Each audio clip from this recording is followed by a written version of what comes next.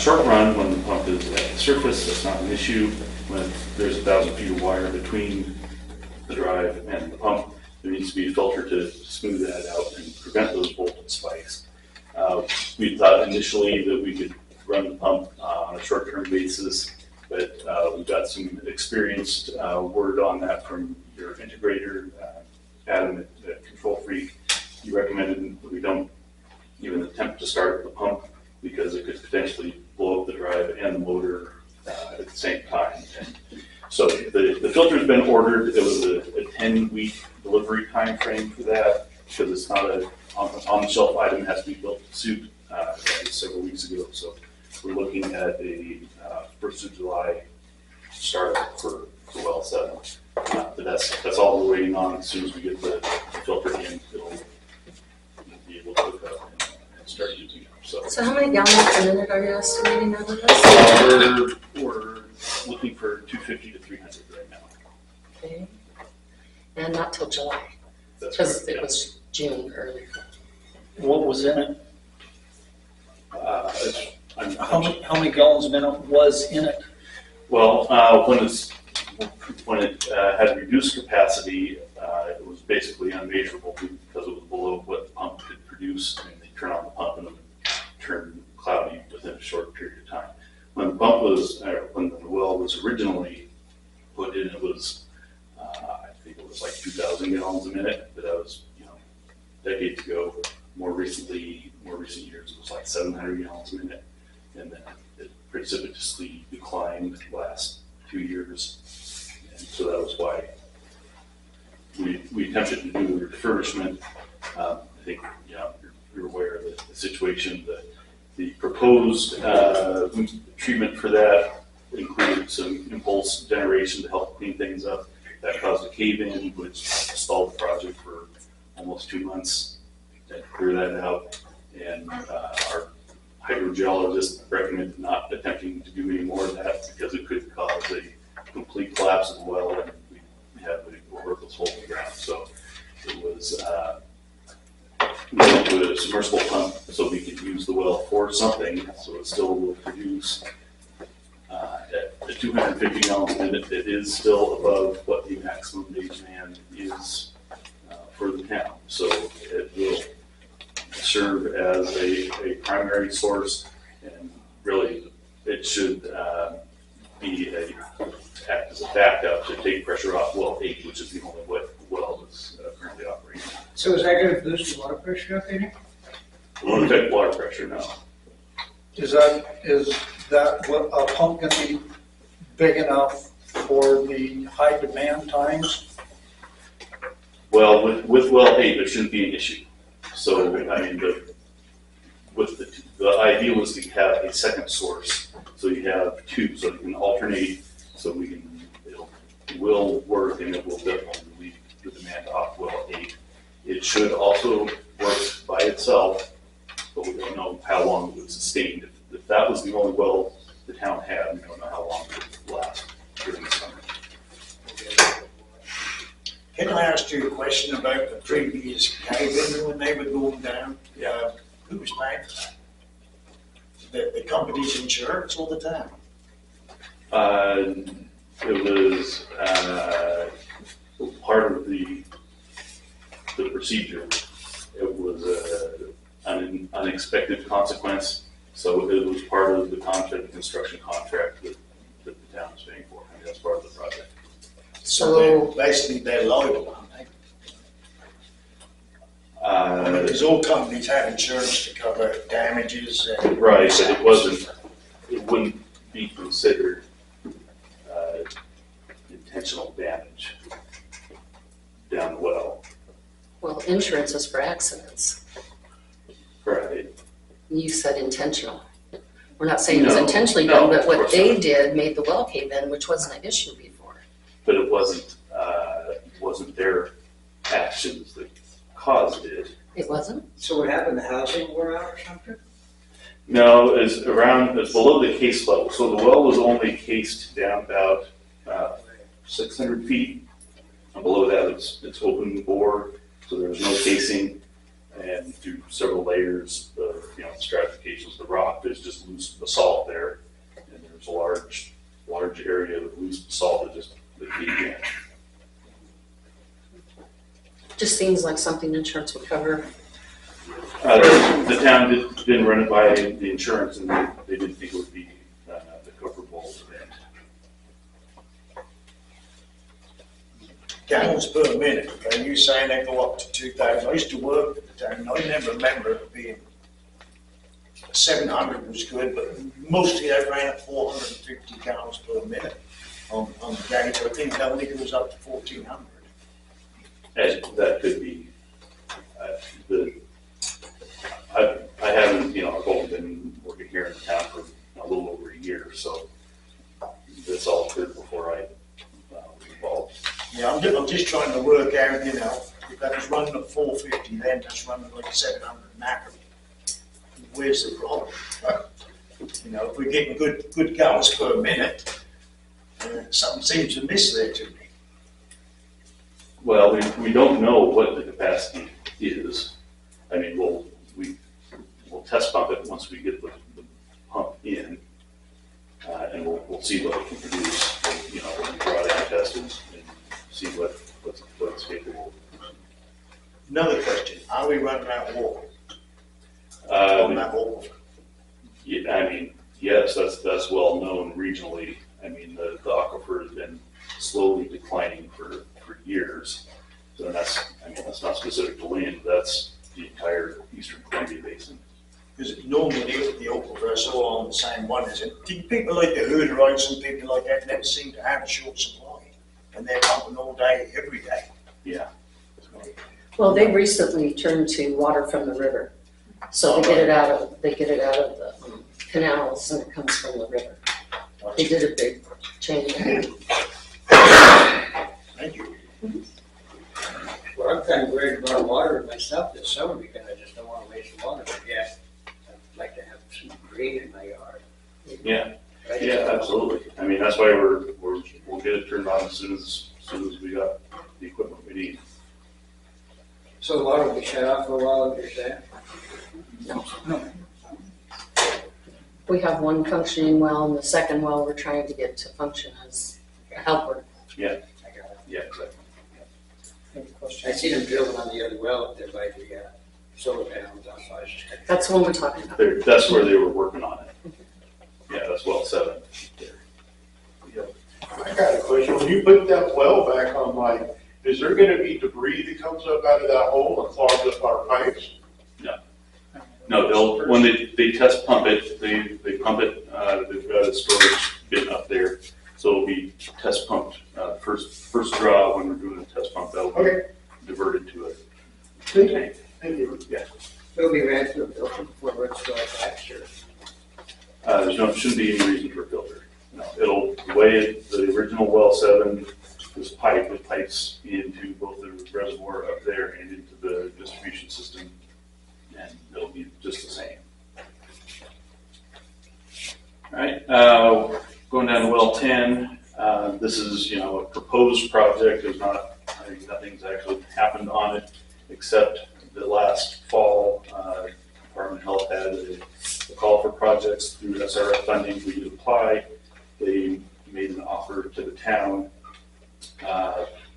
When we applied, one of the things with this funding is that it's usually a loan, or sometimes, rather, not necessarily usually, but it's a loan program that they sometimes have forgiven principal. So they will, it's technically a loan, but they may forgive a portion of that.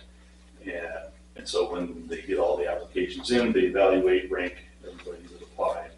And some communities get forgiven principal, some do not. Lanes did not.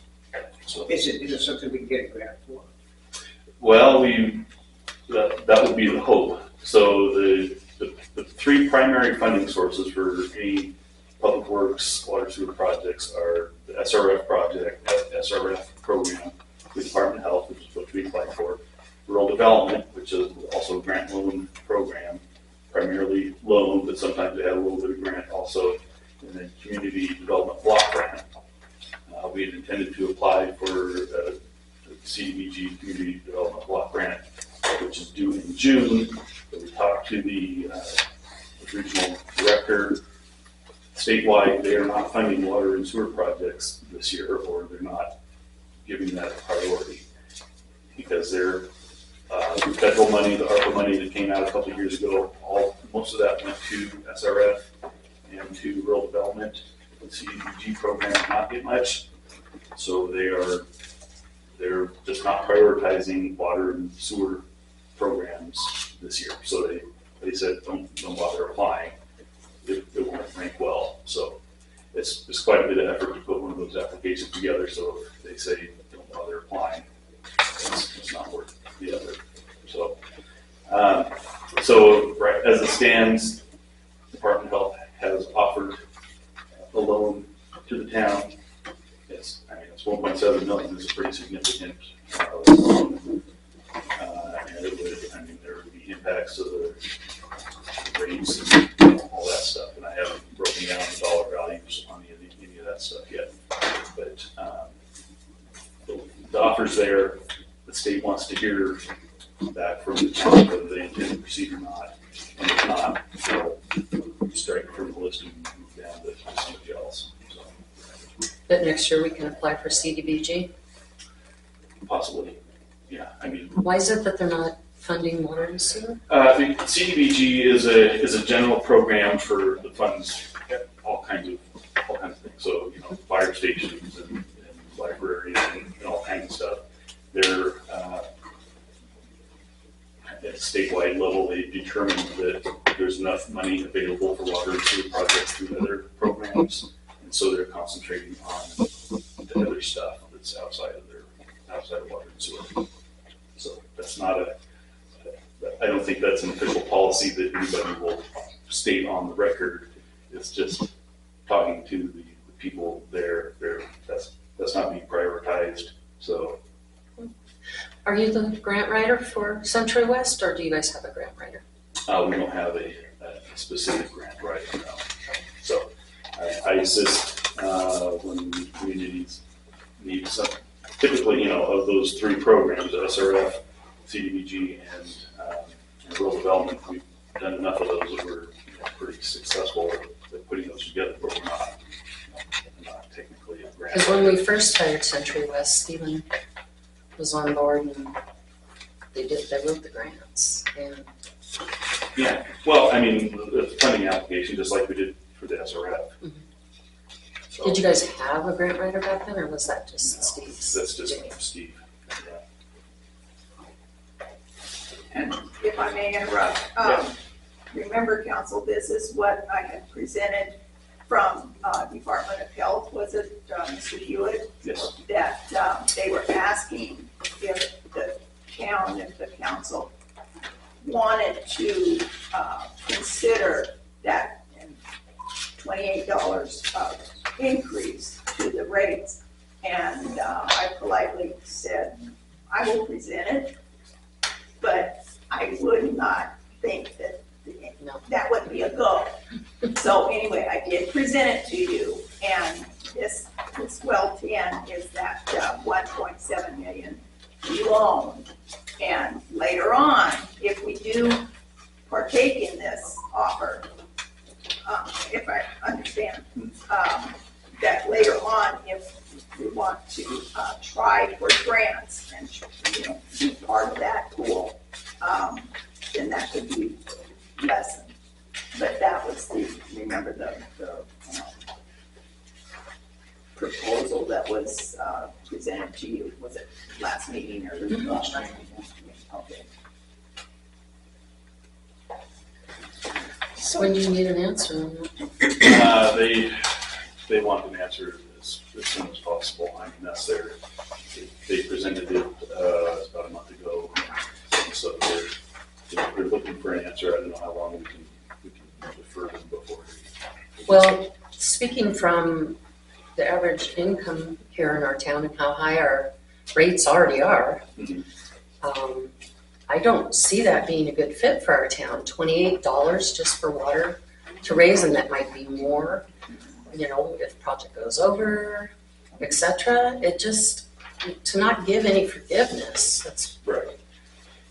Yeah, I mean, the funding opportunity was available, it's a limited window, so we applied, this is the offer we got, so. It's 28 plus the annual increase. I just emailed all of council this funding programs for 2024. So you guys can look at that at home, and there are some options on there. And somebody was saying they thought we had a grant writer too that could maybe help. Okay. If we pass this, say no, is that going to affect us in any way in future negotiations of any kind? I can ask him that question. I don't know, I mean, it's technically no, but whether they'll look at that next year, if we apply again for the same, and they say, well, we offered it last year, maybe we bump them down. I don't know if that is the case or not. well, it's kind of a large amount of money for It is. just all loan. Yeah. You know, if they would give us, you know, We'd a hope percentage of that there'd be forgiveness. some forgiveness, I mean, because that is a, Well, I'm not too happy about my sewer and water going out, that's for sure.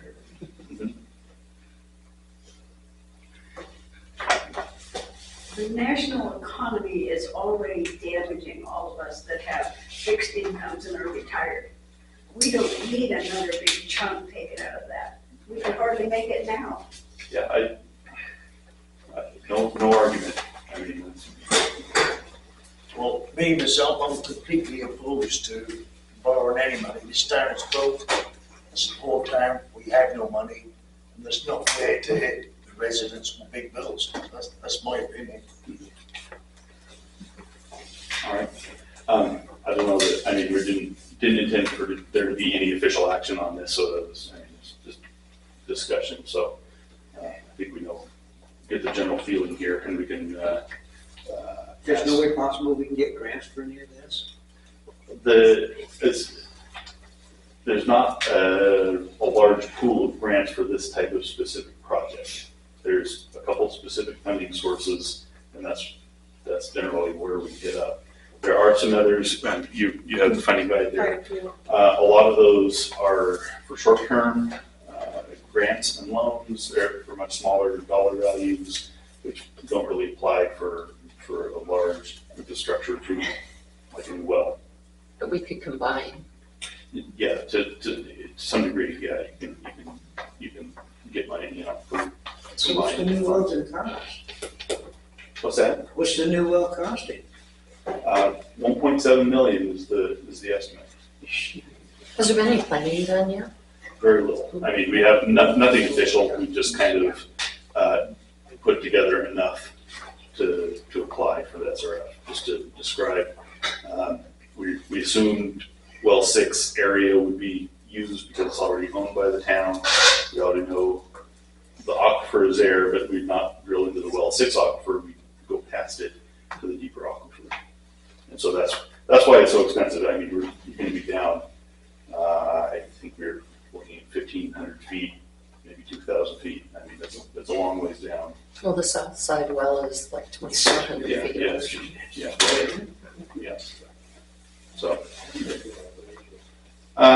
Just Is move that down the with your- only, is that the Oh, sorry. only location that you're considering? That's the only place we've looked at seriously. I mean, Just because there's already a well there? Because there's already well there, Yeah. so there's already water lines there, there's already power there. Yeah. And the town owns it. So those are, 3 of the things that you look for. Makes it less expensive than. Correct, yeah. Thank you. All right, Quail Loop water line project, is funded by CDBG, so that is a full grant project. That has been in review at the Department of Health for 5 months. In March, they asked us to submit a new application form because they'd updated the application form, so we submitted that. I thought that was an indication that we'd be getting a response shortly. It did not. I did finally get a hold of the reviewing engineer. He's out of the office in the field most of this week, but he said it is at the top of his list. He's hoping to have comments out either at the end of this week or first of next week. So we are getting there. We actually got a response. Once we get that, if there's any comments, we'll address those. Otherwise, we can advertise for bids. So we're. Is that unusually long amount of time? It seems like a very long time. That's what we're seeing now, both Department of Ecology and Department of Health. I think they're short-staffed. They're covering, multiple counties that they, much more than they used to. So that's just how it is now, I guess. So anyway, so we should be able to get that out to bid within the next couple weeks. That's my hope on that. Let's see, biosolids. So you're all aware, there's no new permits pending statewide litigation on all land application permits. Right now, over the comment section, you see the immediate need is the ability to haul biosolids to a permitted facility. Kind of an intermediate plan then in the near future, hopefully, would be to construct a covered drying bed so that you can dry the biosolids before they have to ship. You reduce the water weight, reduces the shipping weight, cost, and everything. And then the long-term plan would be to develop your own permitted land application area. But until the litigation is resolved, nothing's going to happen on that. State's not going to approve anything until it works its way through the courts. And Who knows how long that'll be. Dan? Yeah. I told Terry at the Department of Ecology, and she said we could replace the liner that they removed. Yeah, but that's not a good solution either. I mean, it was a place to put the biosolids, but they aren't protected from the rain. Right. And so even though they're filter pressed and put in the basin, they would collect more water and basically undo what was done on the filter press. So I mean, something could be done there, but just replacing the liner is not going to get you anywhere. Well, it gets the solids out of the room and allows us a little more time for Bartek to pick them up, doesn't it? Because we don't have storage inside. Right. Yeah, and I think Don't we kind of need that outdoor storage? what was looked at as the best option in the near term is if the town can have their own hauling trailer to deposit the biosolids in directly after pressing. So the way the plant is set up now is it has a discharge chute. So if you had a trailer that was appropriately sized, they could deposit when they press, and then the existing towns landing with an existing truck, you could haul it to Bartek and save hauling costs. It would just be half a day drive up the fish trap and back. But it would be very wet and very heavy, and isn't it by weight? Well, once it's been pressed, it's not as bad. I mean, I don't know what the 1% borrow is. Yeah. So, the more you can reduce it, the better. But in the immediate term, that would at least. So they're just pre-drilling the hole? They're not making another? I'm sorry? They're just going deeper with the hole that's already there. They're not making another well. Well, 7. Well, I'm just kind of curious. I mean, $7 million for a hole is pretty spending. I mean, 1,700,000. Still a lot of money. yeah, it is for a hole. 2,000 feet deep. So could we build a cover over where we have that liner now? Would that be acceptable to keep the rain off of it? I mean, I don't know. I haven't been doing the biosolids so much. Len Bramble in our Spokane office, he's kind of the expert on that stuff. So he's been doing that for the town. He used to work for Ecology years ago. So he's kind of been looking at that problem. I just got an update from him on the situation. So it's possible if you can get that area covered.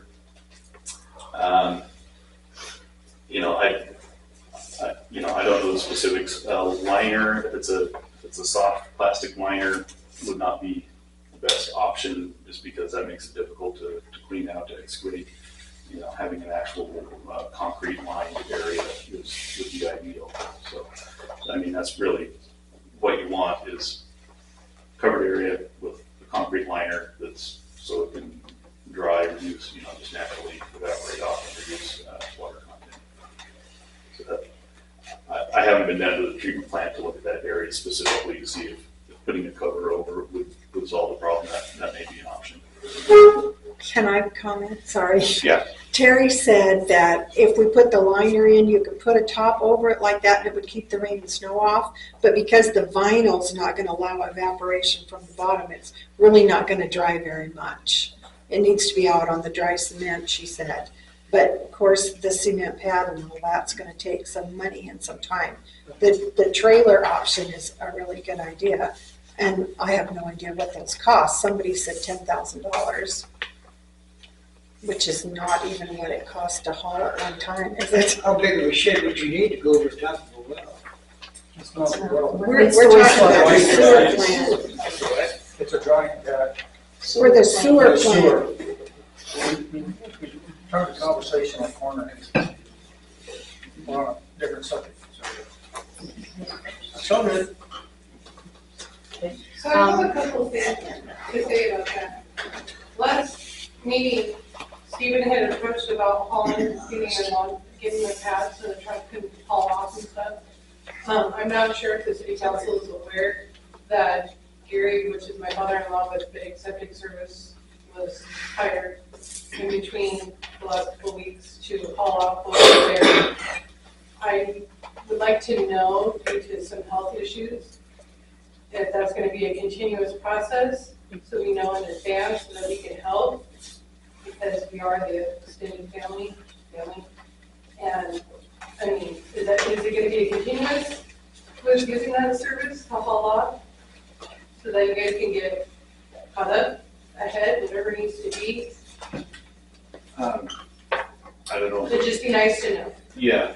because I don't think he's got a clear answer either, or a clear picture of what's going on. Okay, if I may, out of at the end of the meeting, mayor's reports, wastewater treatment plant and biosolids.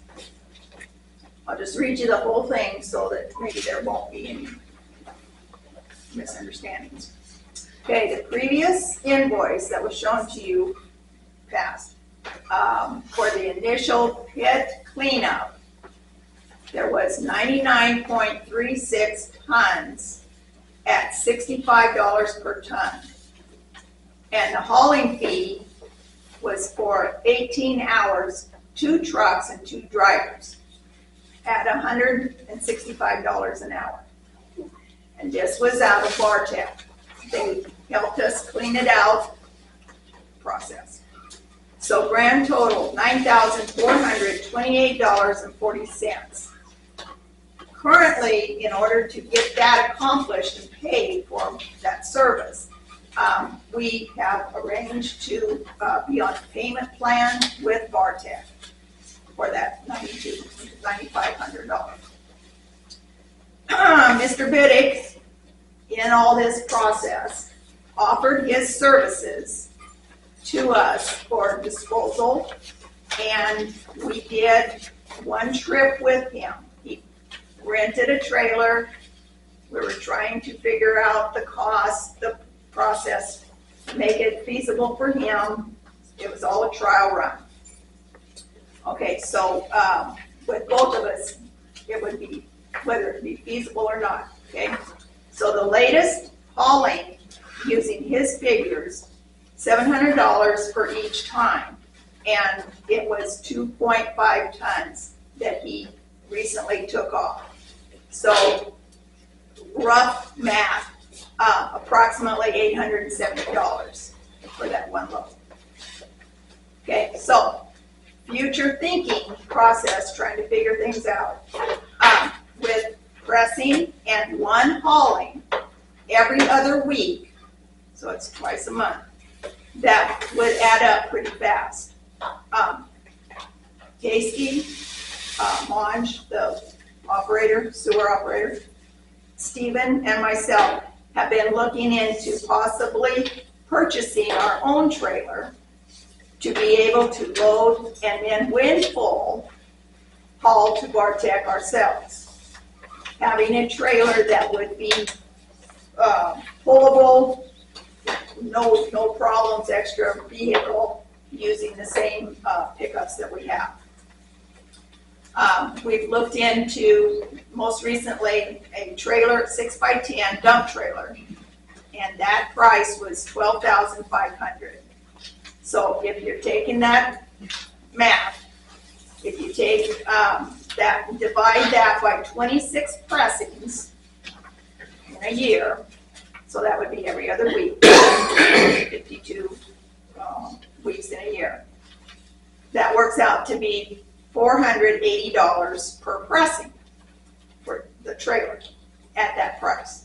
You can find ones cheaper, hopefully. Okay, if each tonnage, and I'm using the $65 per ton, the hauling and dumping to Bartek, that would cost us on that same 2.5 tons that Mr. Biddick took off, or hauled off, $200.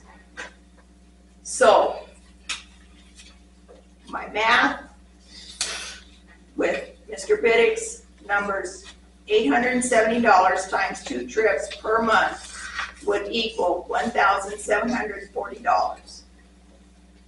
Using that trailer example, $680 times 2 trips per month would be $1,360. So,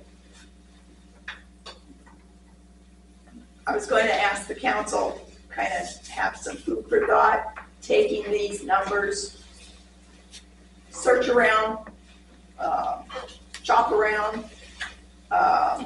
These trailers are coming out of either Spokane or Tri-Cities. That's where I've been looking for. Is there any specified type of a trailer or a liner or anything else that the trailer has to have?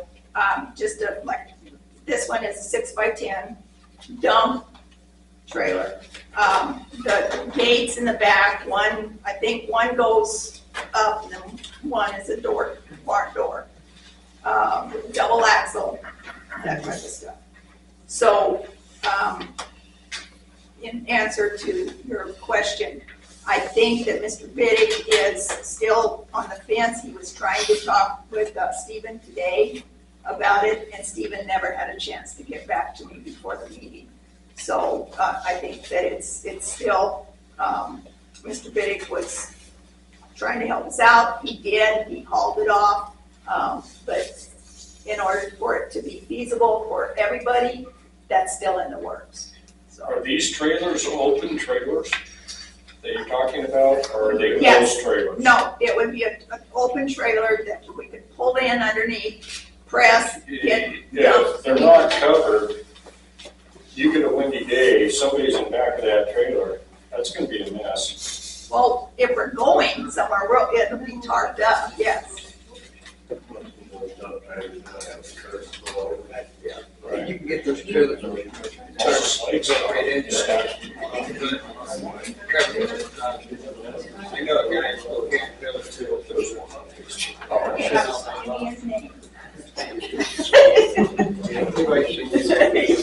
Just write his name down, okay?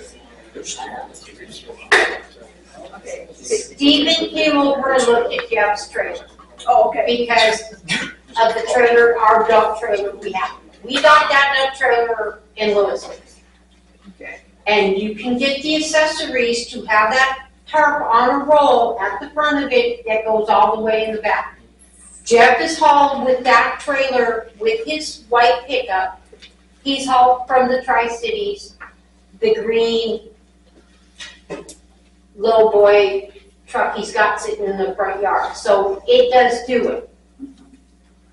And it's got 2 doors in the back that open this way. Barn doors. Got Yes. sidewalls on it. How high are the sidewalls?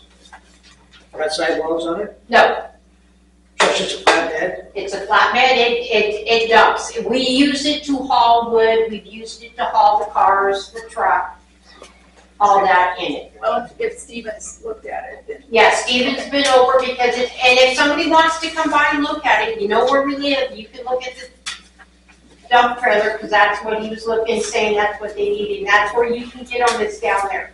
They do have some for sale, and they may have some used ones, but you can get the accessories where your tarp is on the front and it's like a reel that you can pull to have it tarp. Okay.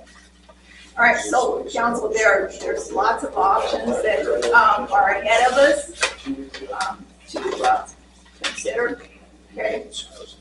So that was your blurb, and I gave you my blurb. All right. Yep.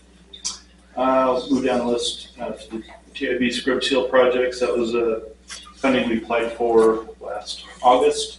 The town was informed in December that they received the monies. This is a pavement preservation project, so it doesn't go on the worst roads, it doesn't go on the best roads. It goes on the roads that have a pavement condition rating that's within their whatever Goldilocks that they want to see, where it's pavement has started to crack a little bit, but it hasn't started to really deteriorate. And so this is the scrub seal is like a thick chip seal, basically. And so we were waiting on the county. The county is going to do the Quail Loop project. The chip seal is involved with that. They've confirmed they'll do that, but they are not able to do the scrub seal. They're looking at it. They might have the equipment next year, but this year they do not have the equipment, so they're not going to be able to do it. And so we'll have to go out to bid in order to do that. We just got word from the county just a week or two ago on that to confirm that they would not be able to do the scrub seal.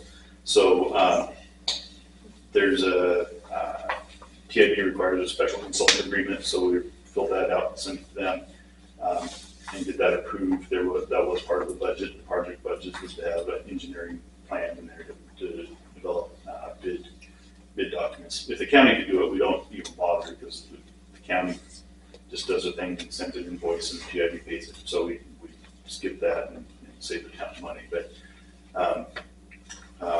because it does have to go out to bid, we'll have to prepare engineer plans. It's a pretty basic project, but it still has to go through the process. So we'll prepare that and I would expect we'll have that for the next council meeting. And then the runway repairs at the airport. We discussed this with, I'm not an airport engineer myself, but we do have airport engineers within our company, so I've talked to them about the requirements. Really what they would recommend is a full resurfacing out there. It really needs it, but in the short term, crack sealing will make it usable, or what's bumpy for the pilots. But it can't be just any crack sealing because it is an airport. The big concern is what they call FOD, foreign object debris, because normal crack sealing develops, the gravel ravels off and it's not an issue on a rural road or a residential street, but on the airport where there's planes are flying high winds and things that can kick up and cause all kinds of issues. So finding a contractor that's experienced in doing it is the trick. We found a couple of contractors that we used extensively, but not local. I think they're all in Oregon, but they do travel. I mean, this is what they do, so they go where the airports are. And so, two of the three names have gotten back. Oh, okay. So. Great.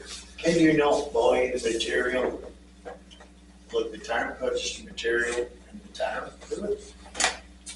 If that's the correct grade materials or asphalt, whatever. Right. So you have to have the right equipment too, which is you have to have hot lancing equipment and as well as the correct grade materials.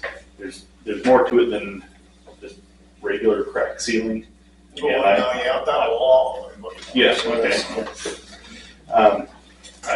The thing is, you're not part of the national airport network, and so FAA money won't come to land.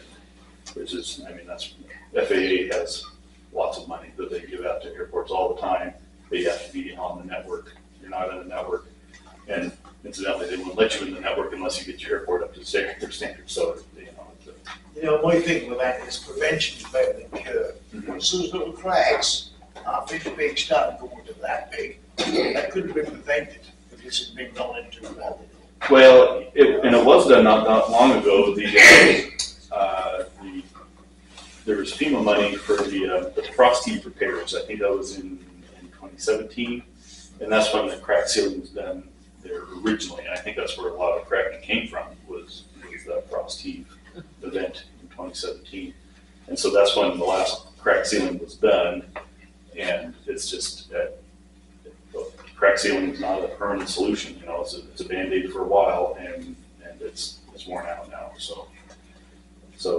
But it's, I mean, the airport is the town, so it's basically up to you guys to do it, but it's also going to come out of your pocket. So there's not much for funding available because everything is focused on the FAA network airports.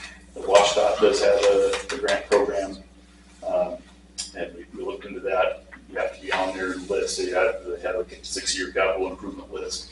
You have to get on that list before you can even apply for a grant. So they will open a spot on the list this fall so we can get on the list. And then next time that comes around, we can apply. But Do we just automatically go off the list? Because I got numerous grants from WashDOT Aviation. There was the only project that was on there was for apron work. So, and I don't know when that was put on there, but there's nothing on the runway, so that'll have to have it. So that's really good. Any other questions? Excuse me, I have a question about the quail run. Mhm. I keep hearing about the road, but are they gonna do the water first? Yes, oh yeah. Yeah, Okay. so the water will be done first. So the way it'll sequence is the contractor that does the water work, they will also, as they're backfilling, they will also grade the road and apply a layer of gravel to the top of that and compact it in. And then the county crews will come in behind them and do a chip seal over the top. Okay, thank you. The water main right now, it's not in the road. No, well, It's in the berm. It's up, yeah, I know, it's in, some areas, it's quite a ways off the road. Close to the. So you're gonna actually put it in the road? It'll be off to the side of the Okay. place, yeah, it's not under the road surface most of the places. We're getting there to drill down there for a little bit up here in the hill. We don't know. I mean, there was a recommendation down by the treatment plant, but we don't have any data there. So when we applied for the funding, we just assumed the well 6 so we have a spot. We're not committed to that. That's just what was used for figuring. So well 6, since you brought it up, it's non-potable. Correct. So going down deeper, you're sure you'll find drinkable? There's an exclusionary zone or layer in between. Is that's what the hydrogeologists say. It's that, okay. So, Thank you.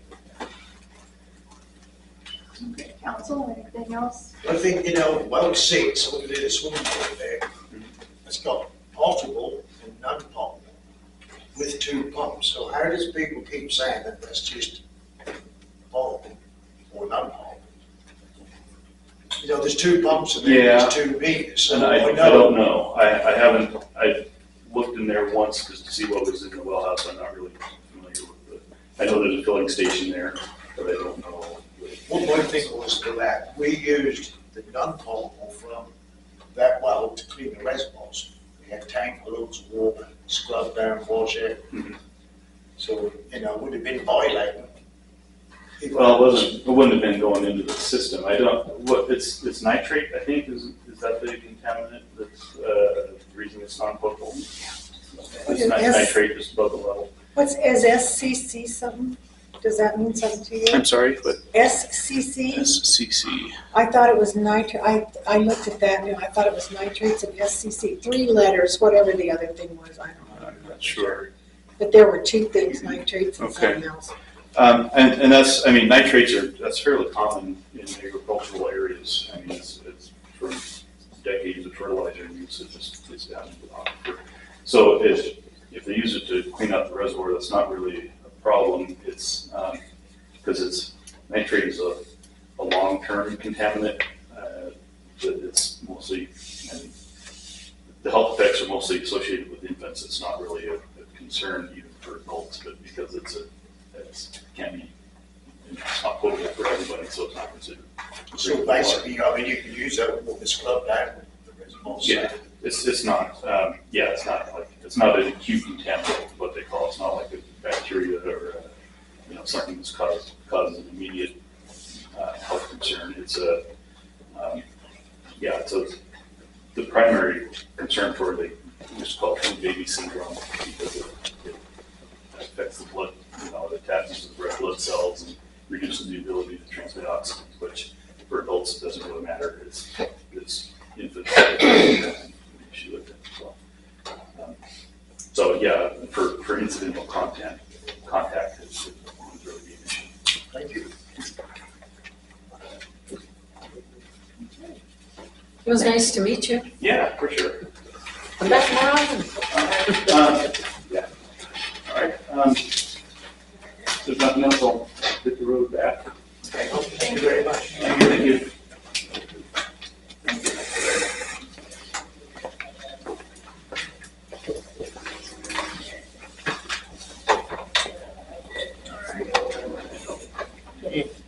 Next on the agenda is Superintendent Bender.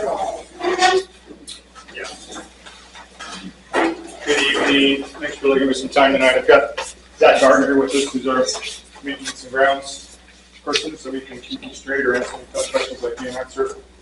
Good or bad time, I'm here to talk about water. So I know you still have struggles, and we're at that and trying to work the last few years to be good stewards of helping with water conservation. When I arrived here 6 years ago, there was always some sort of time of summer where we had to really cut back on water. And yeah, the grass would dry up or get burned, but then it seemed to be short enough we could pour water to it when the restrictions lifted, and then things came back and we were able to use them. The last couple of years, because of the way that's worked, we haven't been able to do that. I'm here tonight because it's my understanding that the council makes these decisions, so I thought I'd just come and talk everybody together so we can be on the same page. So knowing that you've got struggles with, as has just been described, we were trying to decide as a school district what could we do to help with the conservation and still have areas that could be used. Our grounds, our lawns, I'll call them, in front and around our buildings, they seem to always come back okay because they're pretty much non-use areas. I mean, there's not a lot of impact on them at all. It's the playground behind the elementary school and the football, baseball, softball fields up at the middle school that are the ones that we're really struggling with. And as you're probably aware, we haven't been able to use those fields in the fall the last 2 years. They just not have come back. They're not safe to play. Even this spring, with what did come back, each year we lose more of that real true grass, and the more weedy grass that really chews up a lot of water is what comes back in, along with the weeds. And even when we get rid of the weeds, we're still left with that. And there's just parts of that field up there that they're not all equal. If you've been around a long time, you know that there was, long before my time, that field was actually blasted out to make it level and work. There's not a lot of dirt up there. So we thought, what can we do? So we looked at a couple of options, knowing we got restrictions and we're still working on this pump project and everything. What would it take to convert everything over to dry or zero scape, desert type scaping, everything except for the playground and the ball fields? So Zach had some vendors come out, take a look at that, give estimates.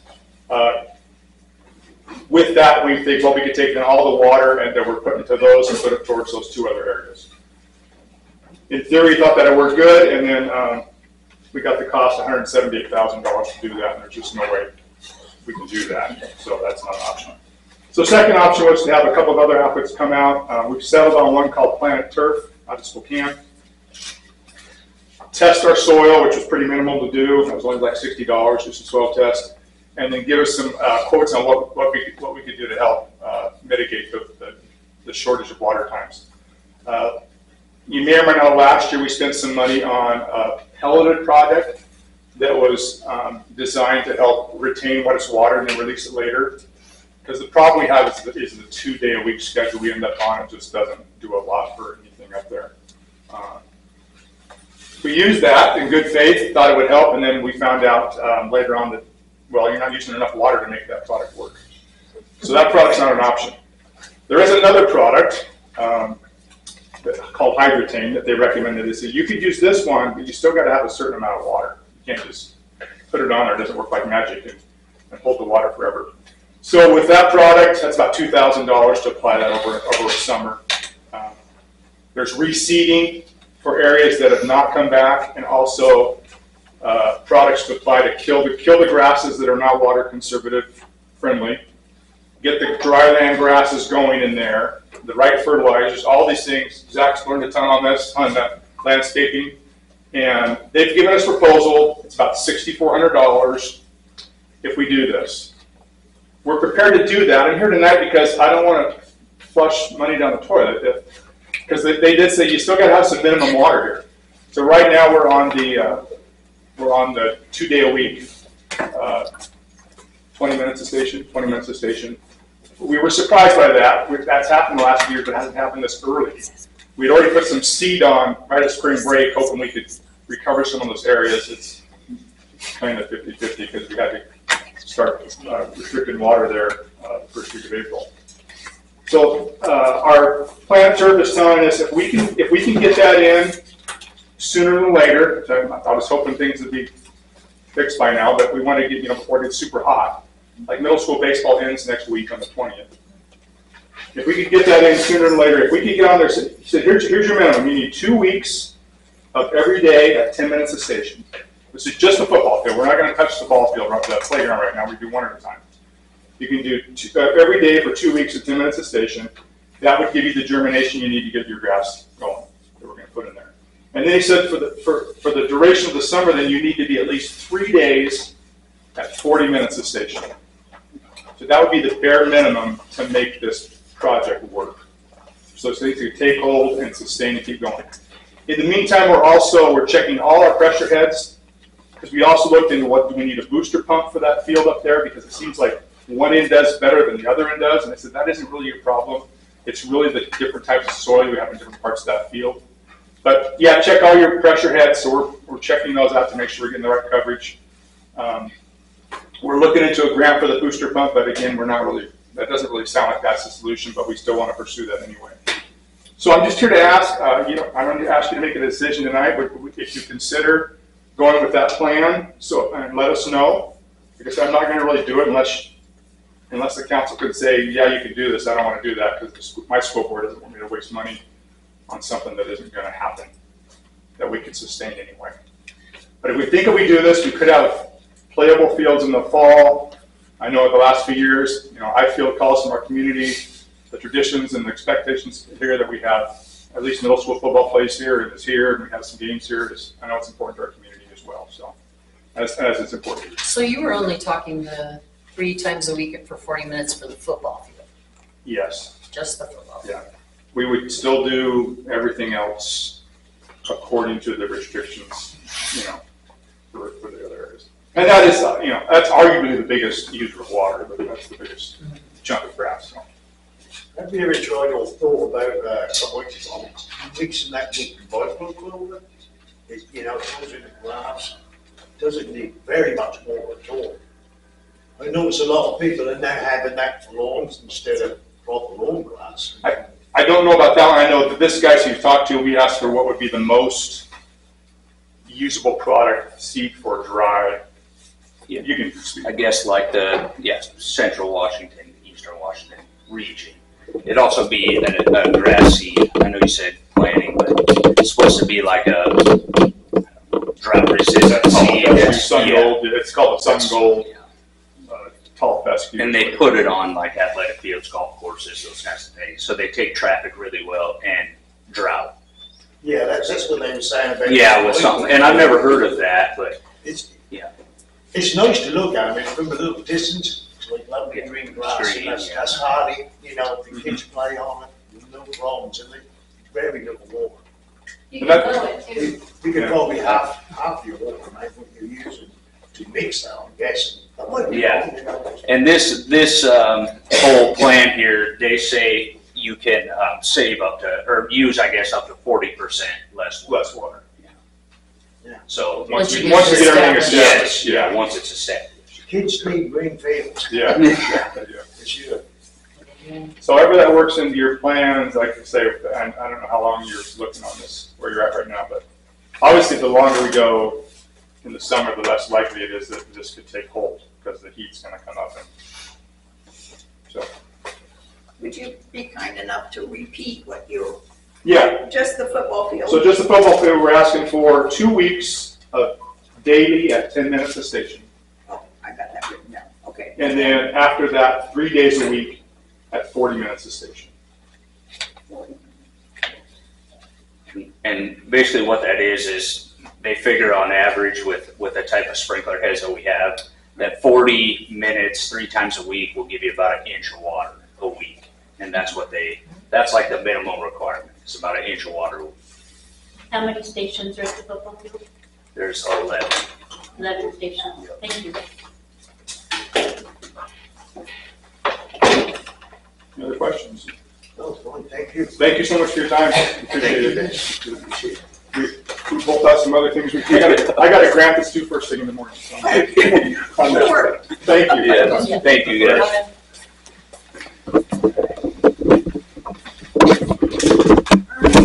Council, item C under unfinished business, Barbara Pence is going to address the council as clerk.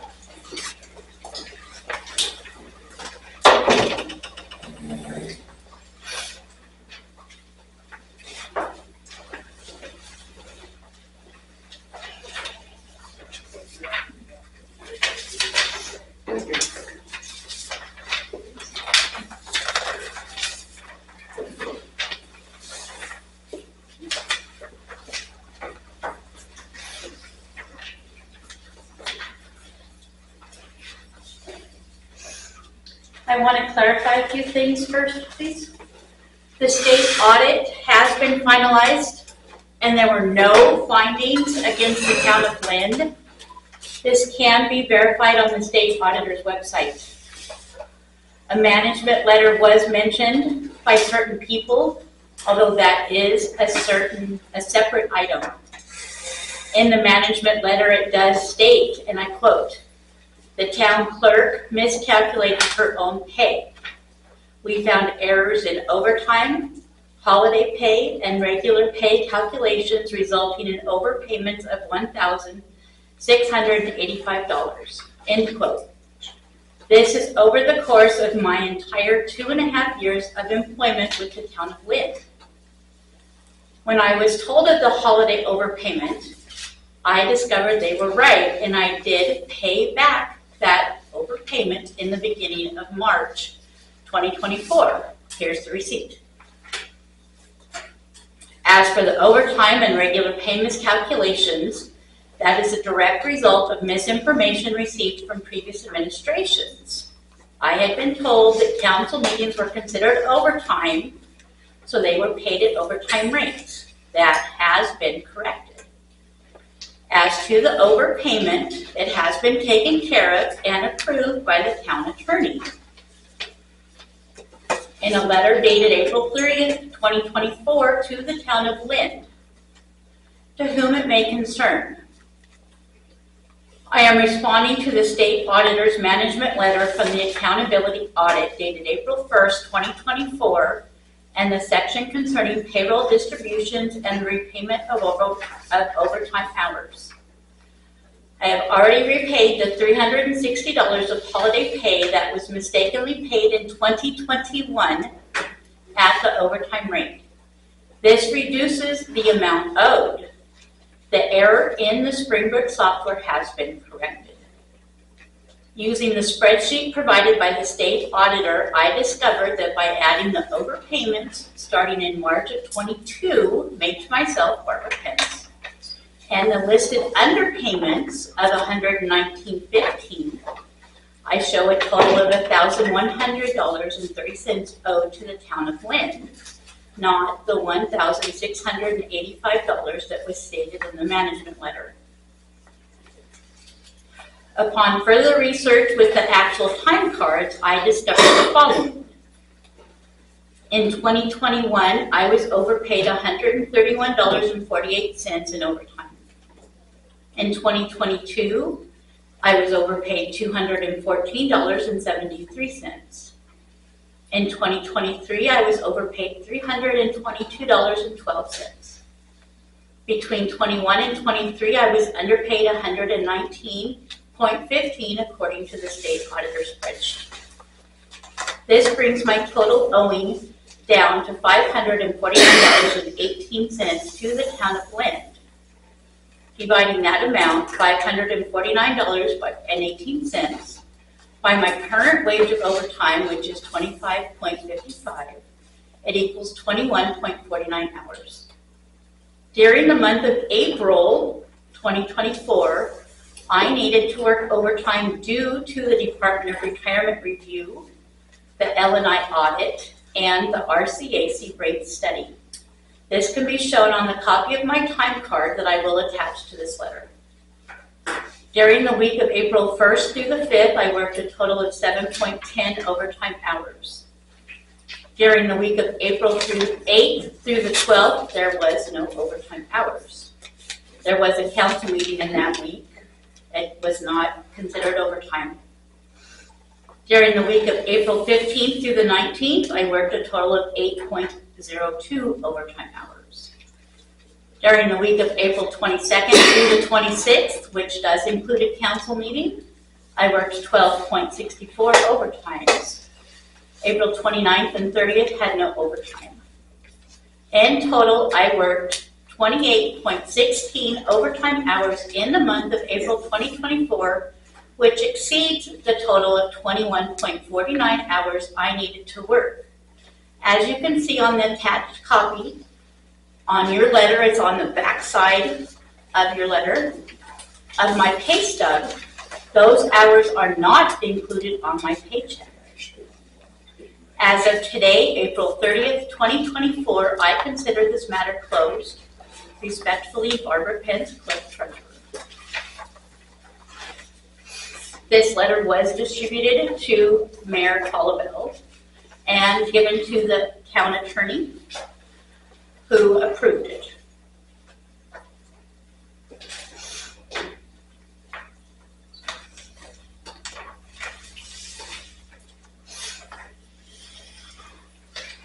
I would like to move on to new business item, what Paula changed over to Department of Retirement. I'm sorry, I need to make a comment here. So not paying somebody their overtime, they could look down the road and find out that this was not paid. It seems like better business process for her to actually write a check to the town showing that she paid and paying her the correct wage. That seems like a better business and more trackable. Somebody could come along and say, we didn't pay this girl for her work, because you're not paying her for her work. You're making a deal to use the money elsewhere. I think for tracking purposes, she needs to write a check and pay the town, and you guys need to pay her whatever overtime. That's just better business. Did you happen to talk with the auditor's office about that? Yes. What did they say? According to the fact that taxes were deducted, it was easier to do it this way and not have to deal with the taxes that were removed from the pay. Okay, because you already received the pay and it was taxed. I've already received the payment, so I was repaying the hours owed. And how is it documented? It's documented in the text. She would not have done that. The state auditor had not okayed it. And how is it documented? If somebody comes along and finds out that, sees this paycheck, how are they gonna know that 3 years from now when they do the audit, how are they gonna know that that amount was, a deal was made? How are they gonna know that? Is there an attorney letter also? It's in an email format through the attorney. I can request a specific letter from the attorney. Yeah. Maybe her pay stub should be stapled with the attorney letter and put wherever the rest of the pay stubs are? I don't know. You guys better make sure that it's well documented. It's all in my specific folder, my employee folder, which is where the original letter with a copy of everything will go. So when the state auditor does do an audit, it will all be together. Okay, excuse me, do you have a time card that you? Yes, I keep a time card every month. Every day? I mean, Yes. Okay. Yes, and my time card reflects that I worked the overtime hours. The council did not receive copies of the time card, but the original letter has the time card copied to the original letter. I don't think we brought it here today unless Paula has a copy of it. No.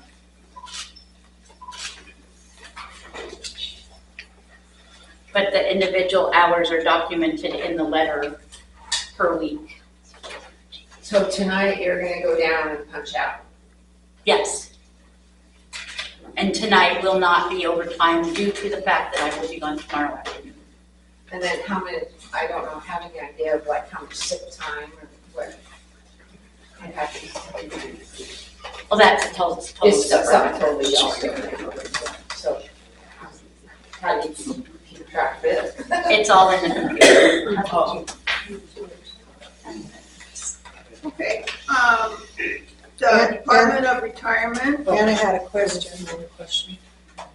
Did I hear you correctly say that the auditor's office made a mistake in calculating your payments and your wages and that you corrected it? The auditor's office did not explain based on their findings, did not explain their findings after repeated questions to me, repeated questions to the auditor, they did not break down their findings. So I went to the time cards to break it down so that I would have accurate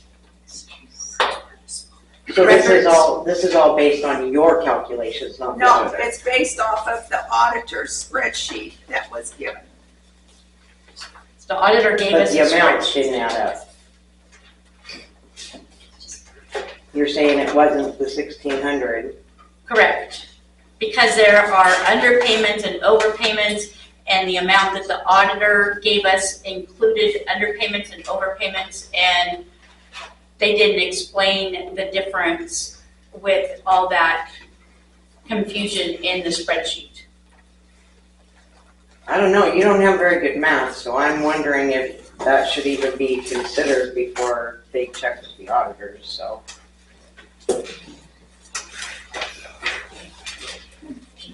Do you have a letter from the auditor? No, it's all verbal.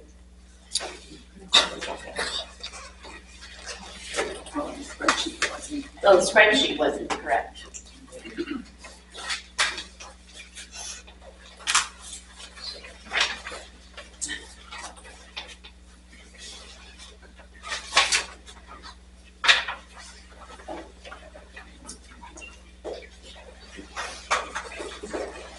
Moving on to Department of Retirement.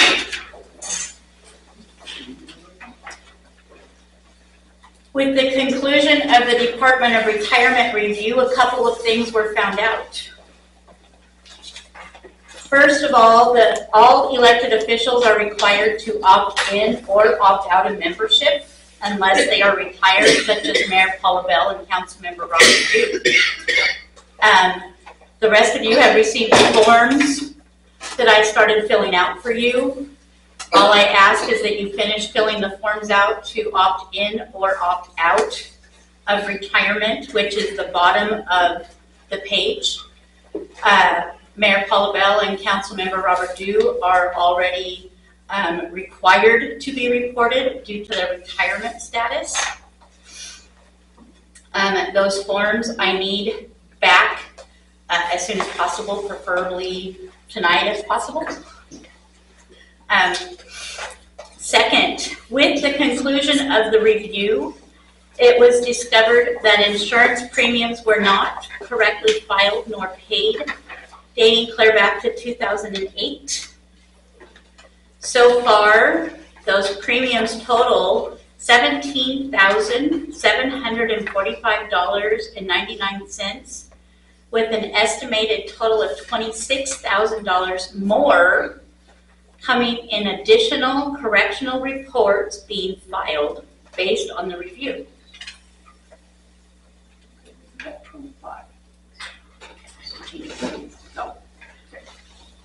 These amounts were not budgeted for in 2024, so a reallocation of funds needs to happen. That brings us to Ordinance 2405, which could help with these costs. Can you please say all of that again? What is it that is going on with retirement? Department of Retirement. Okay. The insurance premiums were not correctly filed nor paid dating back to 2008. It is not an option, it is a requirement according to our code.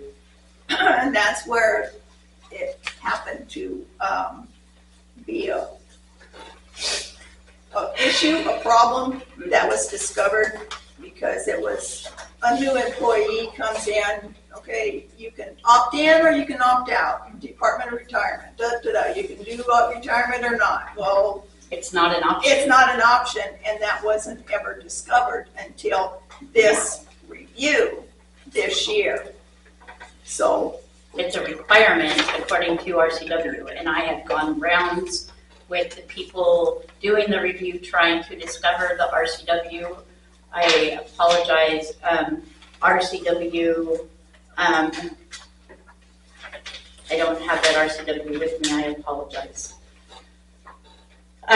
There were a couple of different RCWs they gave me, and they kept thinking I was asking about elected official retire RCWs, and I was asking about all employees RCWs.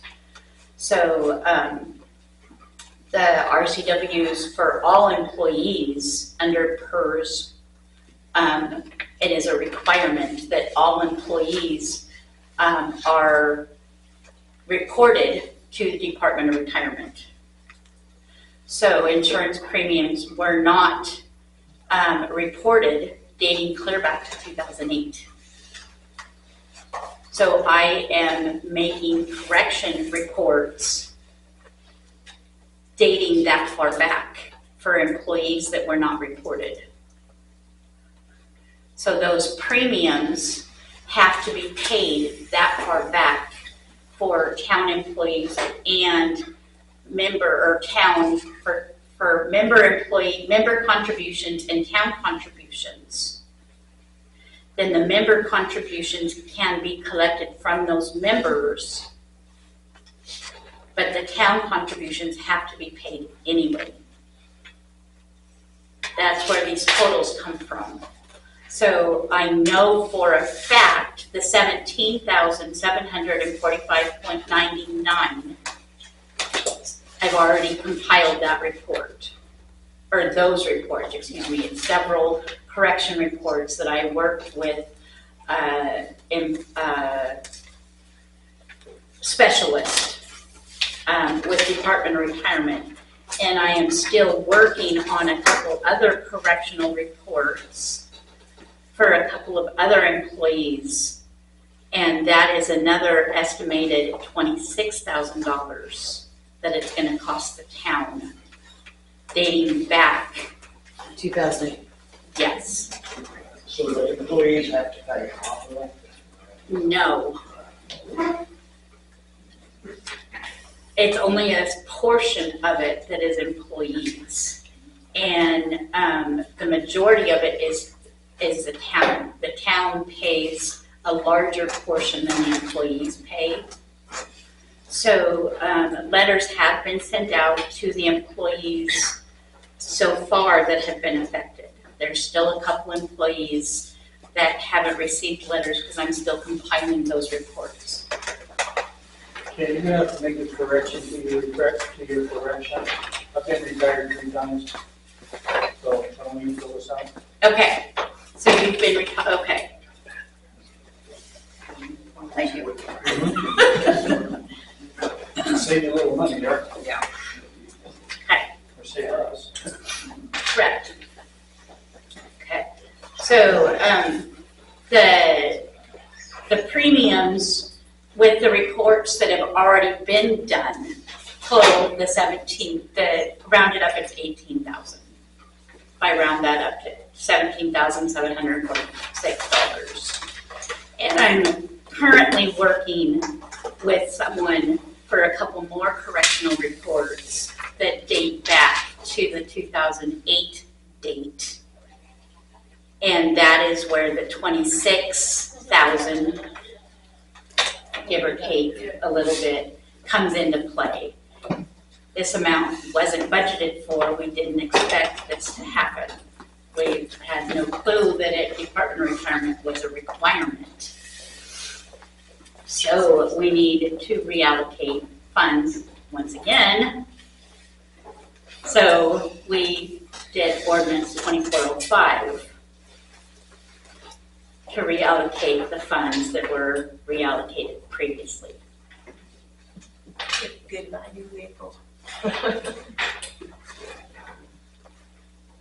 So, ordinance 2405 reads, an ordinance amending the 2024 budget of the town of Lynn, Washington, as adopted in ordinance 2404.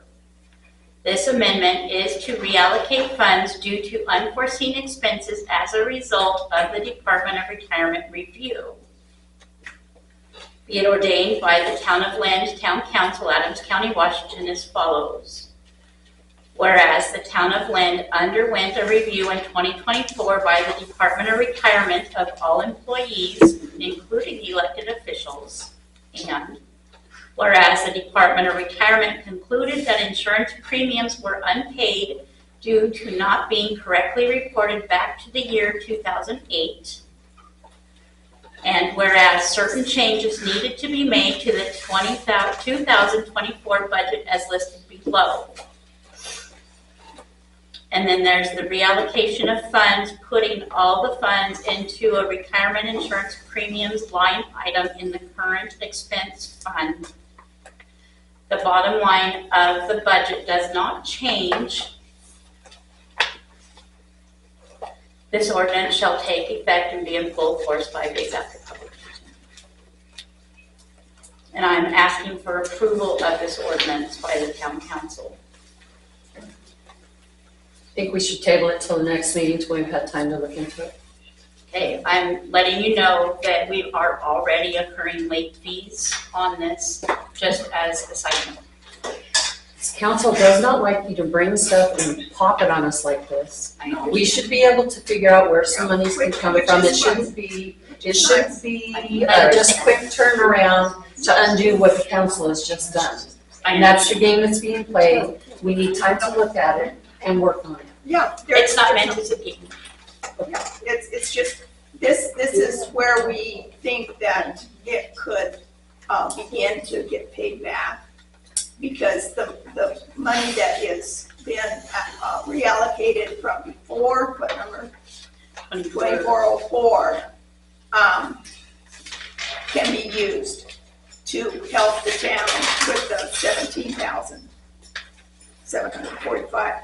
Do not know where the rest of that estimated 26,000 will come from. And it's a surprise to us as well, because you're digging back to 2008 for They should have a little retirement. more often. Well, Department of Retirement, it's a new thing, they said. They told me that it was a new thing they started doing this year. We're getting rich. It's not right. It's not right to, oh, we need a job person to do it, yeah. And then start going through town's files. Well, so if it's a new thing, then why do we have to go back to 2008?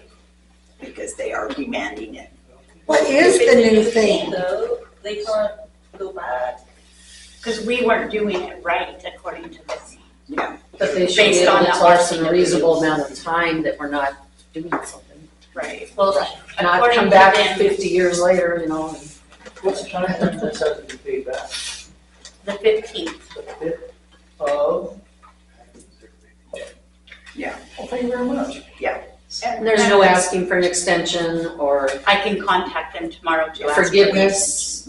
We've tried every plea that we could over the phone. And the nice thing is that we have been with the same two people instead of call and then you get somebody else and then you start over. And then you call and get somebody else and then you start all over. It's been very nice. It's been very amiable for the Department of Retirement to give us two agents that we can work with. So is this because of council members that were not on the PERS? Is that where the problem occurred? I'm sorry, say that again? Are you saying that council members were supposed to be part of PERS? It's all employees. But the problems. Even part-time employees. The problems occurred because of council wasn't, is that the major problem? No. It's part-time employees, full-time employees. The problem occurred because not all employees, including part-time employees, were offered employment upon hiring. Were not offered retirement when they were hired. So part-time employees were not told that they needed to fill out the retirement paperwork. Well, what are you going to do with the employee that's passed away? He's lucky. Department of Retirement didn't catch that employee in the review. They're focused on the current employees, which is what we were caught on. And what we reported as current employees. And they went back to 2008? Because our current employees, we have a current employee that was hired in 2008. Who was hired in 2008? Joe? Oh my God. Hey Paula, can you look into a grant for this? Sure. Pretty much already asked. Okay. Like I said, we've asked, we've begged, how can, payment plan or whatever, how can you do this to a small town that it wasn't budgeted for? It probably won't be able to recover from this. What are you going to give or take? But it's like Barbara said, L&I review, Department of Retirement review, the state auditor review was ding, ding, ding, right? All within the same bucket. And I think that Barbara has done an excellent job of keeping her head, not keeping her temper, but keeping her head with these situations. And that was the administration before James Okay, so any other thoughts, processes? No? Okay. The switched new business, Assembly of God. On your agenda it says boxcar races. Assembly of God Church wishes to close off Smarts Hill tomorrow, May 15th, from 6:30 to 8 in the evening to do their boxcar races. They will not be doing the races during Derby weekend. So it's a switch. But anyway, Steve Shotstall called and asked that get mentioned to the council. So we'll be working with them to close off Smarts Hill tomorrow. Okay, council, the mayor's report. Jim, I believe you said something to me about that yield sign, but I forgot to write it down. The yield sign at Highway 21 and I Street. Right, I talked to the highway department, state highway department, and they're doing a study, and what they want to do is make a four-way stop there now. Oh, nice. That's what they were planning on doing. Those trucks going around that corner are not gonna be able to, Yeah, so okay. Four-way stop. that's the plan. It probably won't happen for another minute or two, but. And that is state.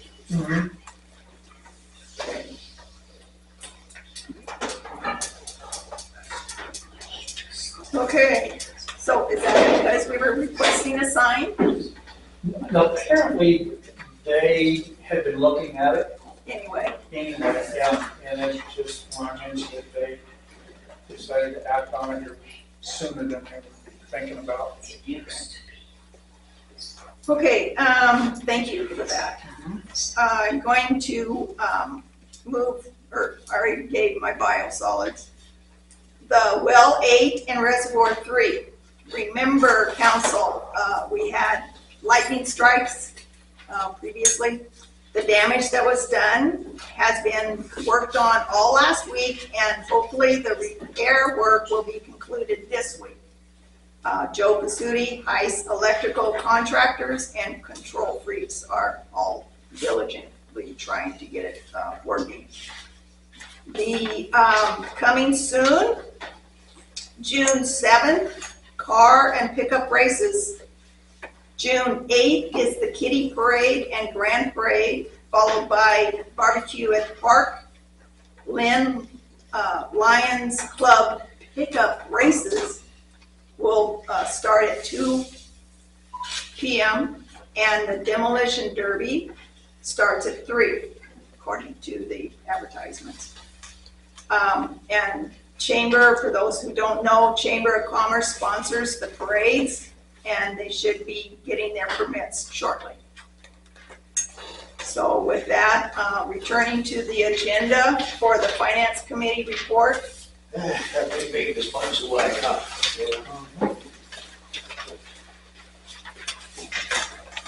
Well, I have some questions on this before we get started. It says Department of Retirement Insurance Premium Review, $17,475. This is outstanding invoices, 14 May to 24 May. Oh, you're doing the. Am I headed in? Yes. Yes. Oh, well then. Do I see if I have any other?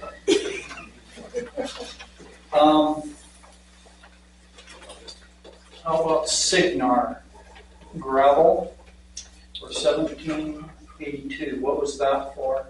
Because I know it hasn't been used in the alleys. The 6 tons of gravel that we just got, Frank Brand brought it to the shop lot. Okay, and what's the plan for that? We're gonna be using it In the alleys, I hope? along the edge, alleys, Okay, on construction. okay.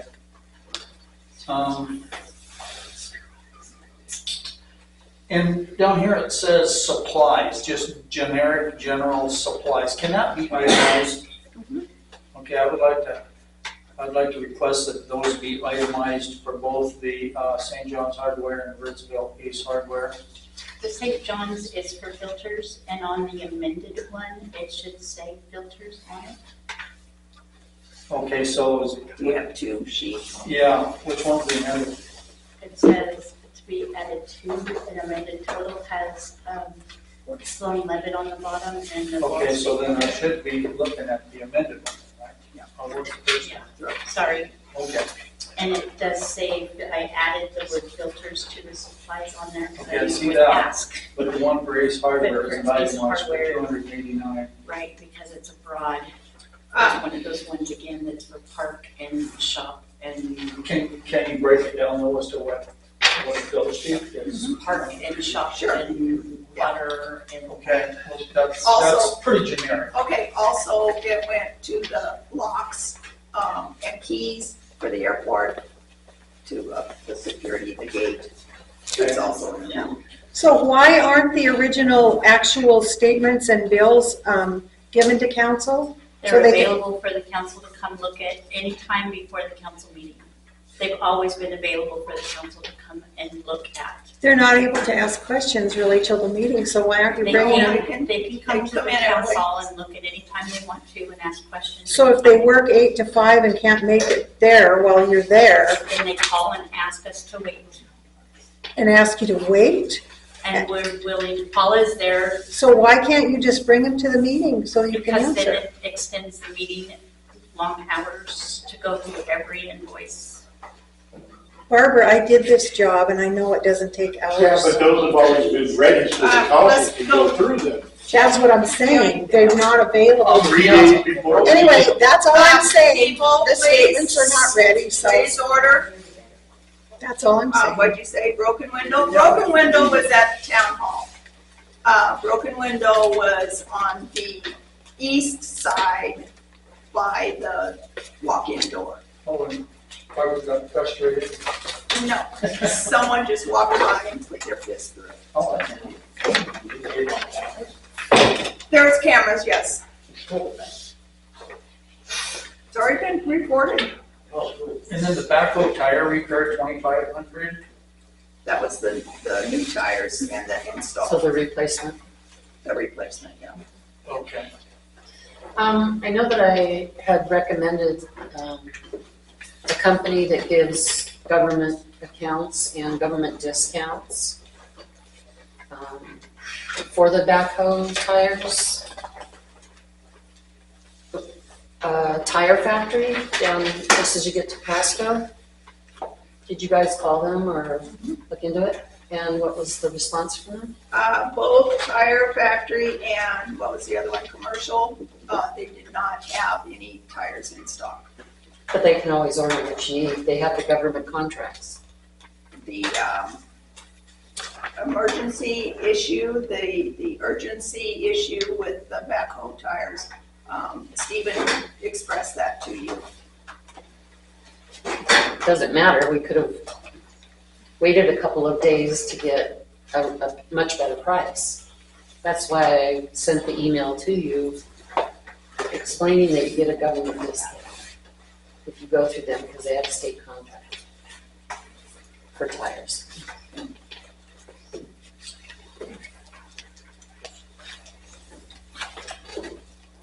Council members, anybody got anything else? Want to bring to? Were we still on the amended outstanding? Is that what you said? That's what we're in.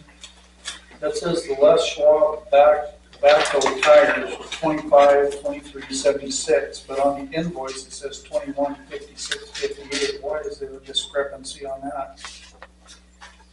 Texas. Well, this says total here, 2,100. That was before. Yeah, that was before that was a quote. The install, the service call was not added to that. So the one that I emailed to you, that had the information on it. Okay. And then Barbara's right, the taxes. The Sloan Levitt insurance, what does that cover? Your airport.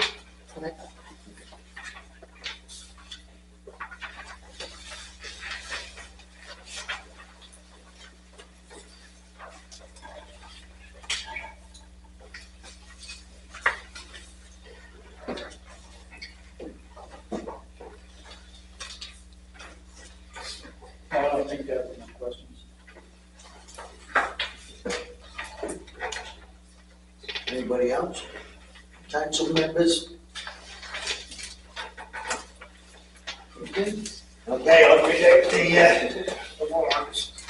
Okay, I move to approve payment of warrants dated from the 4th, 2024 to the 5th, 13th, 2024 in the amount of $34,944.59.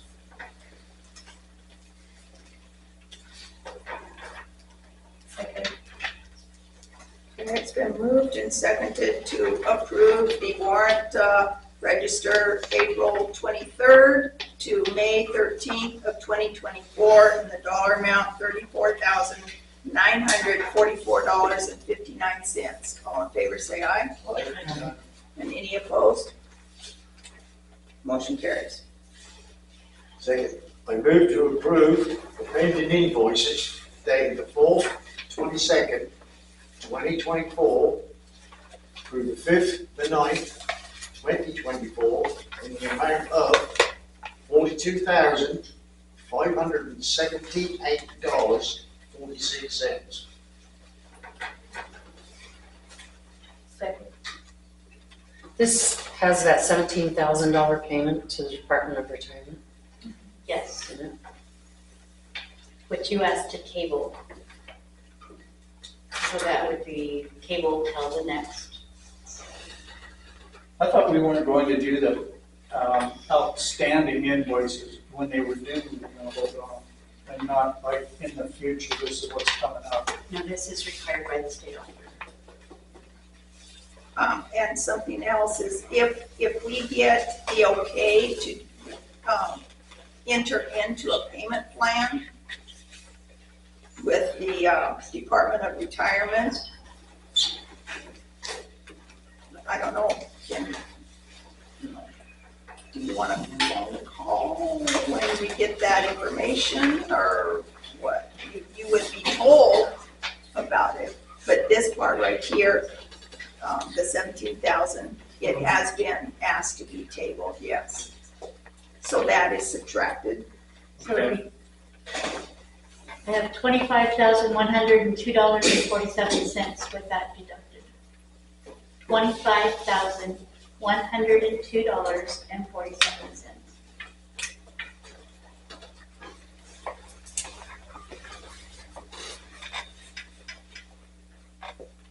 So, Robert, do you want to adjust that motion to be the 25,102.47?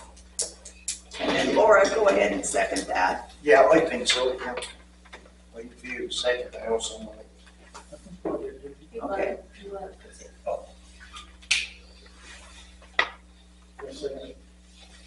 She did.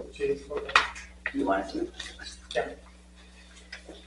Okay, so it's been moved and seconded to approve the pending invoices from April 22 to May 9th of 2024 in a dollar amount of $25,102.47. All in favor, say aye. Aye. And any opposed? Motion carries. Okay, thank you.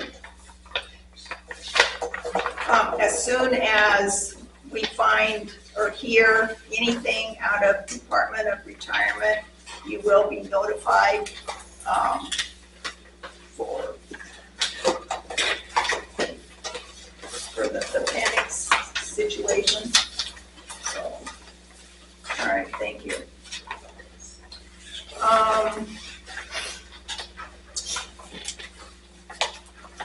Okay, that's done. Comments and concerns from the council. Robert Dew. Yeah, I have 3 motions to make. Okay, the first motion is to rescind the votes that made Jamie temporary mayor. Rescind. Rescind.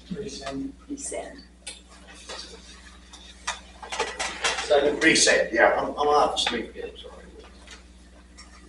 Unless you can't understand English, of course.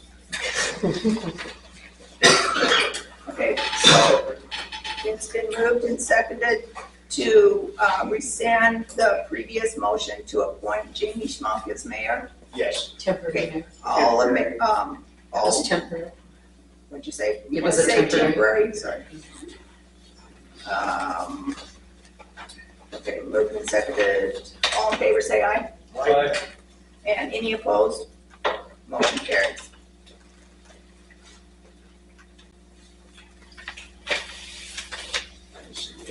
Number 2. You said 3. Okay. Next motion, I'd like to rescind votes that made the mayor seat vacant.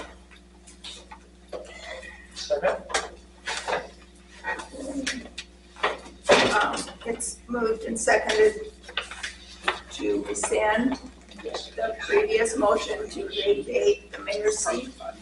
Okay, all in favor, say aye. Aye. And any opposed? Motion carries. Okay, third motion is, I make a motion for town council members to have representation by a lawyer in the upcoming court case.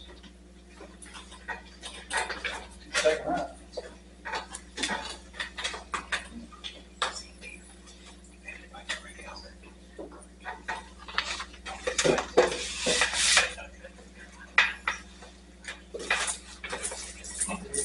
Okay,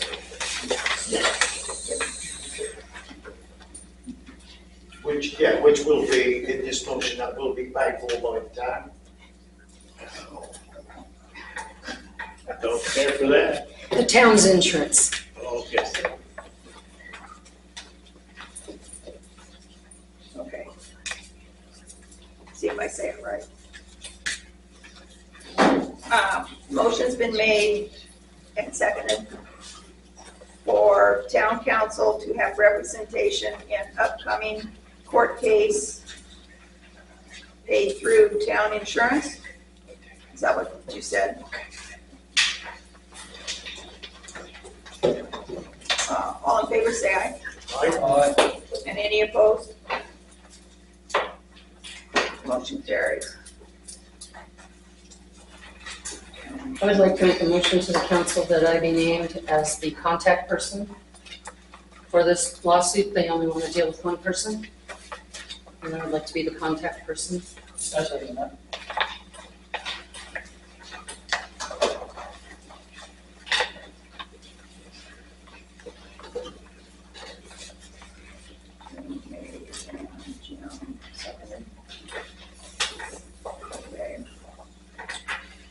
Okay, the motion is to have contact person to be Jamie Schmo. For litigation, for the litigation.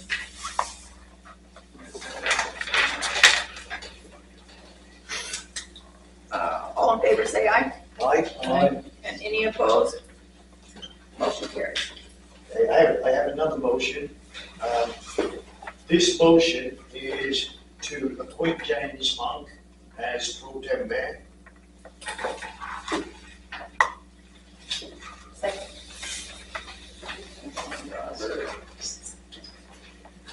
And Laura. Jamie as new mayor pro tem. Okay. Okay, moved and seconded to have Jamie Schmunk be mayor pro tem. All in favor, say aye. Aye. And any opposed? Okay.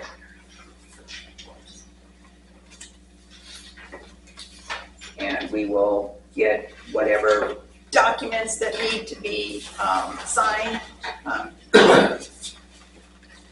Don't Didn't I they, say that? they need to vote to put Jamie on the checking account. Didn't I say that? Oh. That was just to do the position. Okay, so now you need to have the motion say that you approve Jamie to be on the signature cards and bank. Okay, so that needs to be said. Okay, I'll make a motion to approve that Jamie goes on to checking The signature. and Signature cards. signature. Second. Anything else that needs to be? Okay. It's moved and seconded to have Jamie, oh, yeah, it has to be, you have to take Mike off. So can the motion be to remove Mike from the signature cards and then add Jamie to the signature cards? Can that be, okay? Friendly amendment. Okay. All in favor, say aye. Aye. And any opposed? Motion carries. Okay, remove my. And add. Okay. We'll get that going. Okay, anything else? No, good, thank you. Okay. Oh, yeah, one second. Mr. Jim? Okay. First of all, I would like to compliment the town's crew for the job they did cleaning up around the shop. It looks so much better now.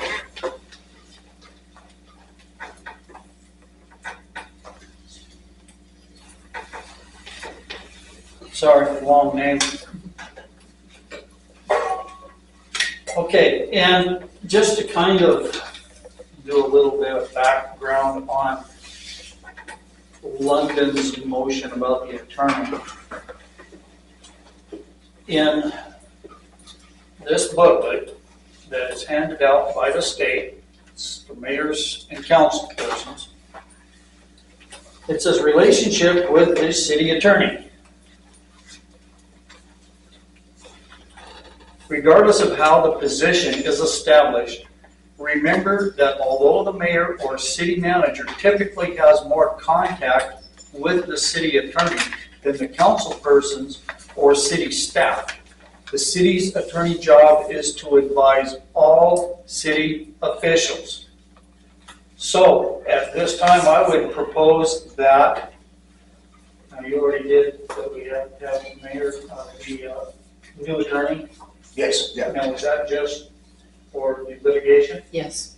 Okay, and I propose that we, as a town council, hire our own attorney for any advice that we need that we can go to. And maybe the attorney should take off his thing about town attorney, because he's not serving as the town attorney, he's serving as the mayor's attorney. He stated very clearly that he doesn't serve us. It's in, Right, right, only it's the in mayor. the letter that he sent to all of us, that he is the mayor's attorney. So ask him if he would be so kind as to remove that statement in the future. It also goes on to state the mayor cannot prohibit the council from accessing the city attorney for advice. Council needs to be able to ask questions too. It's not just a one-way street where only one person gets to funnel the questions. We never get to see what questions you've asked. We don't ever get a printout. You call it attorney-client privilege. When we ask to see the contract for the attorney, you tell them that it's personal or private. Private, we can't even see the attorney's contract with this. It's private. We've been informed that that is a public, that's open to the public. So the public can have access to Which it that. hasn't been, basically. Right. Yeah. Not for years. Not for the last If he 6 doesn't years. wish to serve the council also, You then. can't. If he's serving her, you can't, that's a conflict of interest. No, it's not. What? Richard, You want him to represent Richard, you are not a legal You're on the wrong spot.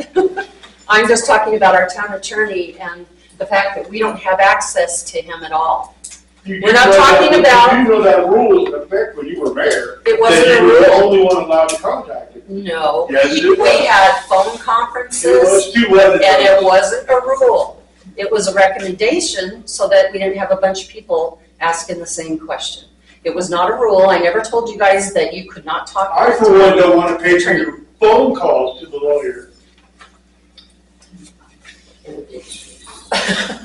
Well, that's part of us. You know, I haven't even called the lawyer. So, If that's part of us making an informed decision, I think that would be money ahead. No. You want to spend the town's money freely because of what you guys are doing is Excuse me. ridiculous. you need to separate the things that we're doing. We're talking about the town's attorney, something that's been going on for a long time, and we are making sure that it's clear that he represents the council and the mayor, all of us up here. It's not just only this person can get information. He might That's a prefer lot of it, this he might situation prefer could have it. been avoided if we'd have had legal contact. Just a suggestion. I know that every time that the town attorney is contacted, it does cost money. So if you're going to make a recommendation to, have an attorney that you have access to, I would think part of that motion would also be to the funding for that, where it would come from. Well, technically, the town should pay for one attorney that serves the whole group. And that's supposed to be costing the townspeople money. The council and the mayor. We're the town. Right, that's We pay the bills. when they could have all been. You're getting all fired up about something else, obviously. I'm just Guys, one at a time. There's an $800, we just paid $800 to the town attorney on this, warrant, and we have no idea what for, and we should know, right, we're the council members. We're paying for him, and we have no idea what that charge was for, so. If you had a chance to go in and look at the vouchers. It should come in their packet. Yeah, They should be present at the meeting. if we're paying for it, we should. It's we should not get that access to it. hard. It's not that hard to present them to you. Past council does not run how it's done. Okay. Is that all? Yeah, that's all I have. Lauren, do you have anything? On a lighter note, listening to the superintendent, he's got a brilliant idea. I think we should look into that, maybe talk to Vanderholt and get some information and see if we can get a quote to get that kind of stuff on our parks, because I was up there the weekend with the kids and noticed it's not looking good. So maybe we could benefit from that too. And it save us some water in the long run, apparently. So I like that. When the superintendent was speaking, he did give a timeline in asking about the use of the water to establish, which was 10 minutes a day. And then it would be 40 minutes 3 times a week, just for the football field, through the football season, I would imagine. What does the council think about doing that, since we've cut them off from water and we still charge them, their regular fees, but they aren't able to keep the grass growing. The kids have had to play sports elsewhere. And our community is upset about it, that we don't have a place for the kids to do their sports. And we're getting I was looking for the other guy that was sitting there. We're getting our well back online very soon, and we've been doing okay so far. I think that we should allow the school district to have this so that they can get started with what they need to do. And we've taken away the ability to have good playgrounds or anywhere to do sports with our water restrictions because of, I understand what causes that. But I think we need to work with the school district a little bit here. And they don't water the front yards of the school very long or very often. It's just kind of quick watering section. I think he said it was 10 minutes on the lawn out front. Barbara, what is the grin and the giggle for? I'm just thinking of all the overages that the front lawn has. So I disagreed with that because the school has some major overages on their front lawns. They had one or two of the systems on that front lawn had been leaking for approximately 3 weeks. And they finally. Is that like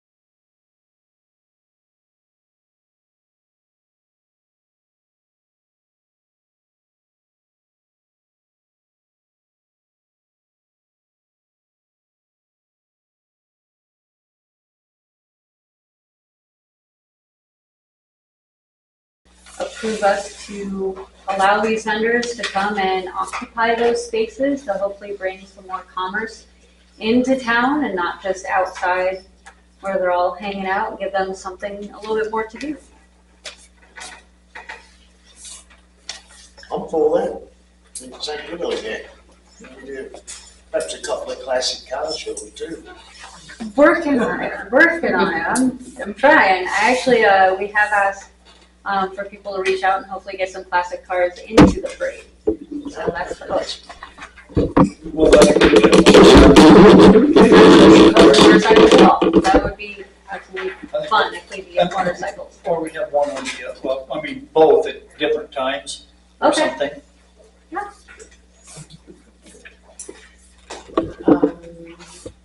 So I don't know if you guys need a motion on that, or, because I know there are vendor fees, and the chamber has. Chamber gonna pay for that, or?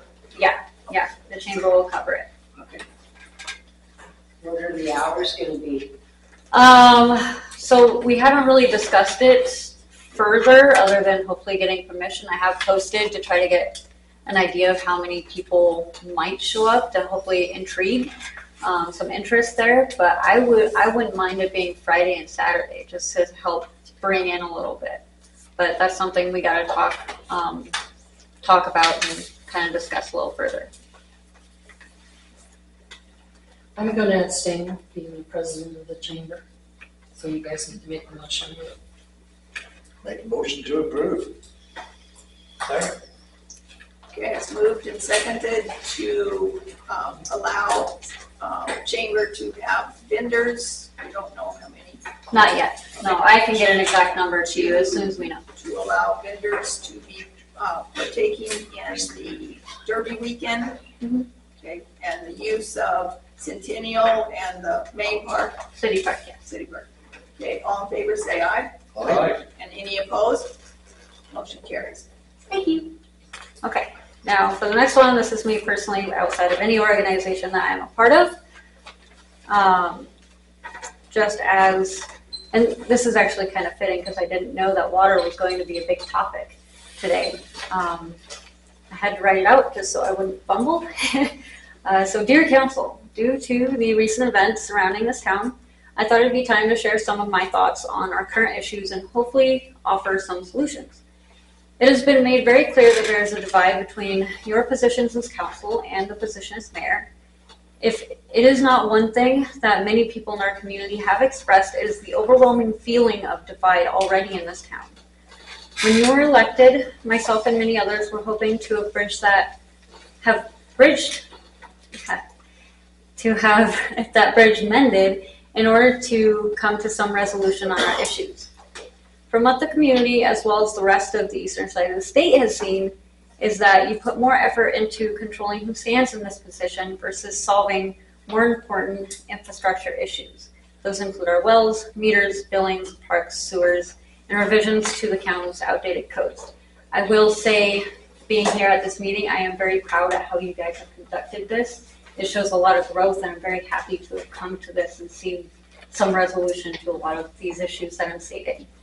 If the council does not, so number one, something that I have noticed is fixing and replacing the meters. I have talked to numerous people who have had broken meters. Mine included has been broken for 8 years. It reads the same every month. Now, what that means for the town is missing money from myself, and I realize that. But that's missing time for you. That's missing money for you to go forward to fixing the infrastructure, going to the wells. And if I'm not the only one, then obviously that's a huge sum of money that's being exploited. Number two, create a tiered billing process for water usage based on household. And this was brought up when we had that organization come and speak at the Columbia Grain. They had mentioned getting a tiered billing system to help keep our town organized as far as water usage and funds, and I haven't heard from that since. And I know it was cold outside, so that was late last year when that happened. And I haven't hurt anything. I did provide an example. So tier 1, from 0 to 1,000 cubic feet, charge 0.46 cents per 100 cubic feet. Tier 2, 1,000 to 5,000 cubic feet, $1.40 per 100 cubic feet. Tier 3, 5,000 to 10,000 is $2.78 per 100 cubic feet. And that's just an example, because the more people in a household, the more they're going to use water. And with the water shortage, we want to make sure that they're being held accountable for the water that you guys provide us. Fixing and replacing of the wells. You asked the mayor to look for grants, and since I've noticed that it's been brought up throughout this entire meeting to look for grants, I have been researching and educating myself on becoming a grant writer, and I would like to offer my services to the town to help look for and retrieve and apply for grants to help with our infrastructure, our parks, any other issues that you guys foresee. I would love to help with that. And with just these few steps, it will guarantee more revenue to the town and benefit your future budgets. And as elected officials, all you need to do is agree and make sure that these take priority. After these issues are resolved, one more little sentence. After these issues are resolved, then you can focus on other infrastructure issues, codes, parks, future funding. We have enough town workers that can manage the tasks and address these issues, and it should not be a problem. Thank you. Thank you. Thank you. Okay, next on the list is Denise Sneed with a non-agenda item, tree cutting / sewer. So on the trees, well, first of all, Paula, I want to state that back, I think it was September of, was it 22, that the townspeople, 140 people, signed a letter asking you to step down as mayor, demanding your resignation. You completely ignored it, and since that time, you have abused your power in many ways.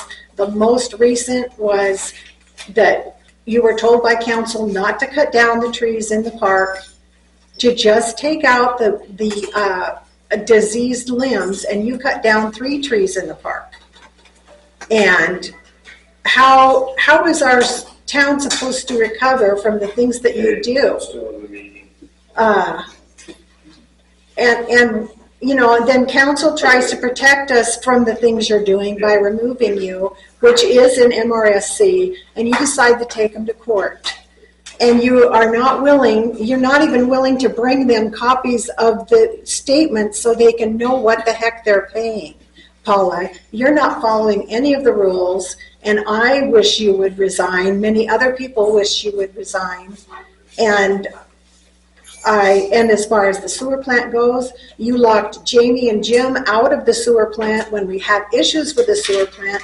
You literally hid those issues, did not come and tell council. And that's a violation of, they are public servants. You're stopping them from doing their duty. They're trying to protect the people. And as far as your lawsuit with council, I think you have been abusing our community. You abuse the council.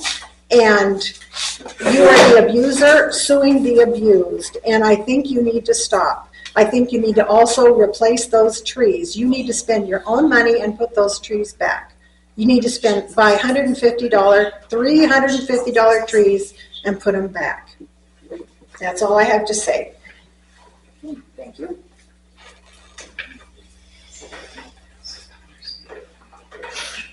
Jason? Okay, I just had one thing that I forgot to mention. I have talked with Mr. Vandermolen, and he is willing to lease the tennis courts to the town for $1 a year so that we can have pickleball court. And he is right now in the process of getting a grant to put lights, baskets, and have the courts repainted for us. So that, so the town will have access to it, and they can play basketball, pickleball, or whatever. Wouldn't that be better served out of Park and Rec?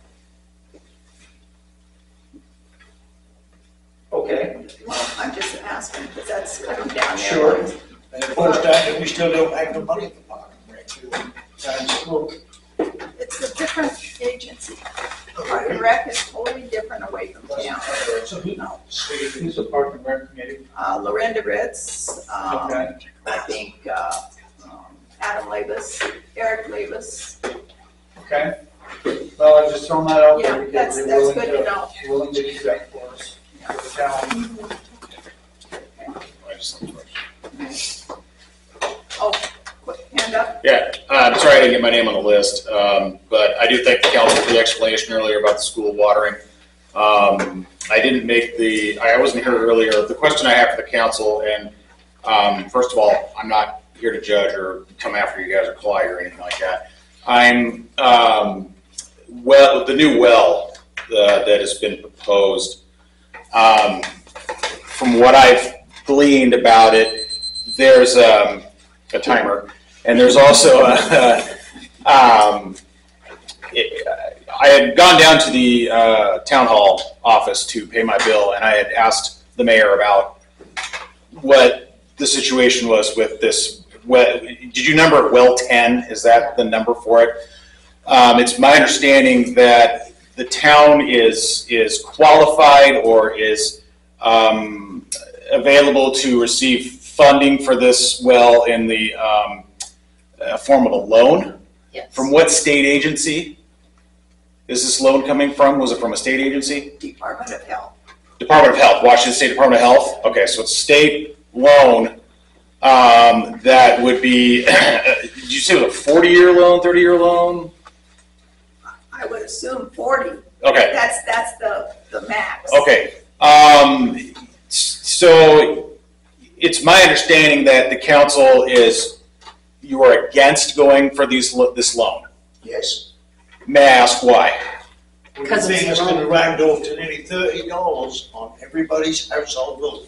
A lot of people can't afford to have grass in their own yards at the moment because they can't afford the water. Okay. Green grass stops weeds. Weeds, you put them in your yard, it spreads everywhere. So, and that probably won't go to go down. Once that money is put onto the residents' monthly payment, that's not going to go down. Okay. Yeah. Continue to go up. Okay, I understand that there's a rate increase, but I want to phrase my questions correctly here because I'm not here to cause a problem. I just want to get some facts. I'm information seeking is what I'm doing. You've got a well right now, well 8, that this town's been running on for the last couple of years, right? You've got well 7 that's slated to come online soon because there's a part that's needed for it. And it kind of sounds like July, I think, is when I had spoke with the mayor. So once well 7's up and going, how reliable is it going to be? They can't tell you. Like that. They're not even guaranteeing the work, so. Right. So what is like the standard gallons per minute for a fully functional municipal well? What's it supposed to be kicking out? That one used to run at 450 gallons per minute, and that was quite sufficient. 7? Yeah. Okay, what does 8 run at? 8 is 5, I think. I thought it was 650, 12. probably. I thought it was 1,200. No, that's got that on the gauge. That goes up like that one up there, I believe, is 1,400. But this one will be 350. So once well 7's up and running again, are we still going to have water problems? I think so. Not problems so much, but we need to watch it. I think So the we should- engineer did not guarantee the work, if I remember correctly.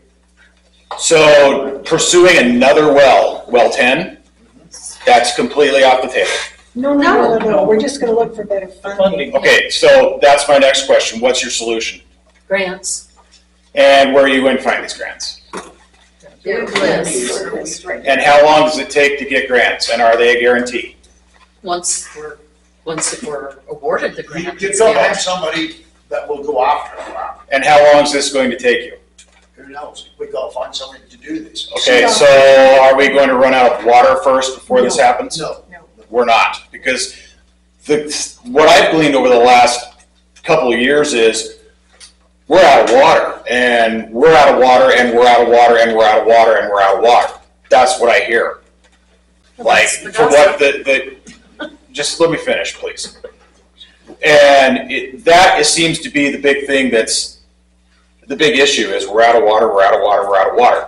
Well, if we're out of water, out of water, out of water, then why aren't we doing something about getting another well?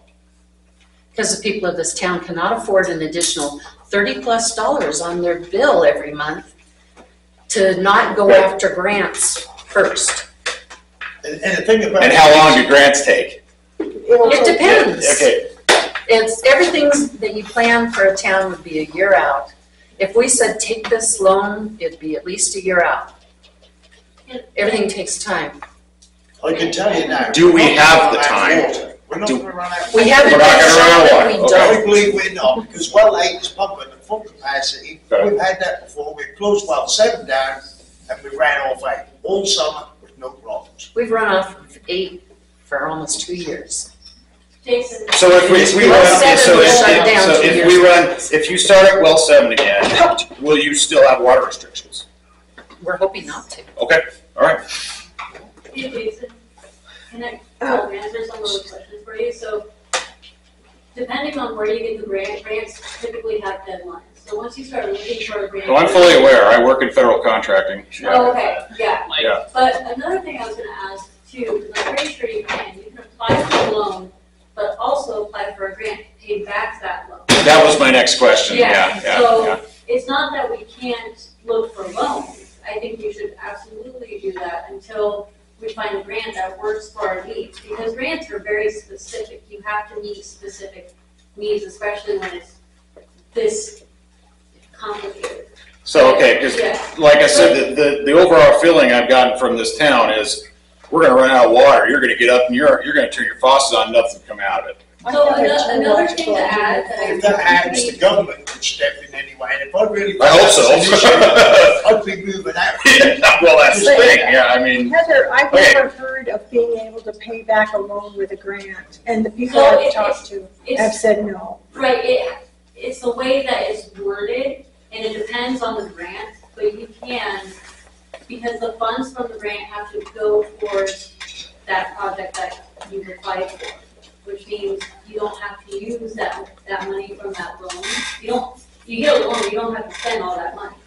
So whatever you can get it paid for with the grant, is that making sense? I've talked to people about that, and they all say, no, you cannot pay back a loan with a grant. You This is can't. what I've learned in the courses that I've taken, is you can, because you don't have to use all that loan. It's the way that the money is allocated. Well, I think your course, I think you better talk to the actual grant people instead of It what. depends you on were- where you get. 22 situation. Yeah. 100% depends on where you're getting the grant from and what is being written. I have some professional, all these grants right here in my hand, and I'll give them to you, and you can call them and talk to them. And that's completely fine. Yeah. Another thing I wanted to add as far as the water goes, the Columbia Basin Project, for everybody, call your senators, call your federal agents, call anybody, and tell them that our town, our farmers have a need to get that project further out here. They're 20 miles out, they're still working on 5 other projects. If we want water for our near future, call them and bug the shit out of them, and get them over here. Oh, I meant to tell you, you mentioned the meter list, the broken meter list. The council asked Paula Bell for a copy of that several meetings ago, and she still hasn't given it to them. So they have no way of monitoring, even though it's their job. Well, they should see it on everybody's bill. Everybody, my bill reads the same every time. Right, but they've asked I believe for they the have list of the broken meters so they can see what's being repaired and not repaired. Is there a list, Paula, that the staff has? We have a list, and it gets put on the back burner because of other projects that come up. So, yeah, it hasn't gone anywhere. But It needs to be a priority. council needs to get their copy so they can monitor it.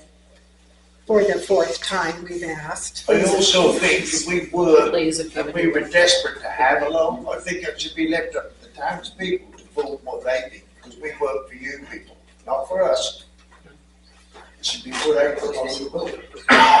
You know, $30 on your bill or not? Back to what I said, from what I gathered, and I'm glad that I was proven wrong, it sounded like we were gonna run out of water like next year. So if that's not the case, great. Just does the community know this? I know a lot of Hooter right there, but they often tell me, you know, we pump water all the time, wherever they get it from, wherever. Yeah, right, yeah. They're not gonna run out.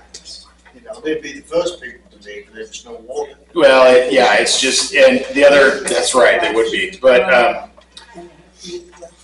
you know, we've been on water restrictions for several years, and I guess, is there ever an end in sight to that? Yes, we're looking forward to it. It's just conservation. Amy has a question. I'm not on the list, because that time. My biggest question is the town cleanup and all the different things that are going on and around. I drive up and down 3rd Street, and I have noticed that there's a concrete barrier on, I believe it's Weber, that goes up the hill, and yeah, the road needed to be abandoned. I get that, because there's traffic that fly up and down that thing, and take it for granted, my kids have been up and down it a few times with 4-wheelers or a car. But is that an abandoned road, or can we get somebody to maintain that? Because that is a fire hazard, and it's getting nasty, like really nasty. The only way we could do that, Amy, is if the town gets some revenue coming in so we can have some money. We don't have no money. You know, the town can't keep paying stuff and borrowing money, like loans, because your bills can go up, up, up. It makes common sense. Bring revenue into the town, then we can think about things like that. What was the name of the road? Weber. Weber. Wilbur? Wilbur or Weber? It's Wilbur. Yeah. It used to be maintained, and it used to be really nice. I mean, kids used to walk in that house all the time too. But, I mean, there's a house there for sale, it's not being maintained, it's horrible. I'll make the motion to adjourn the meeting. I'm sorry, I have one thing, a suggestion for everybody. The Regional Conservation District that is based in Moses Lake will come out and help you do landscaping that is drought-resistant landscaping. It's a free service. What was it called? Free? Conservation, the Regional Conservation District. No, it's okay. We're adjourned. Yeah, no, I'm fine. Like I said, I was, Your time card, like dire, we're done type situation.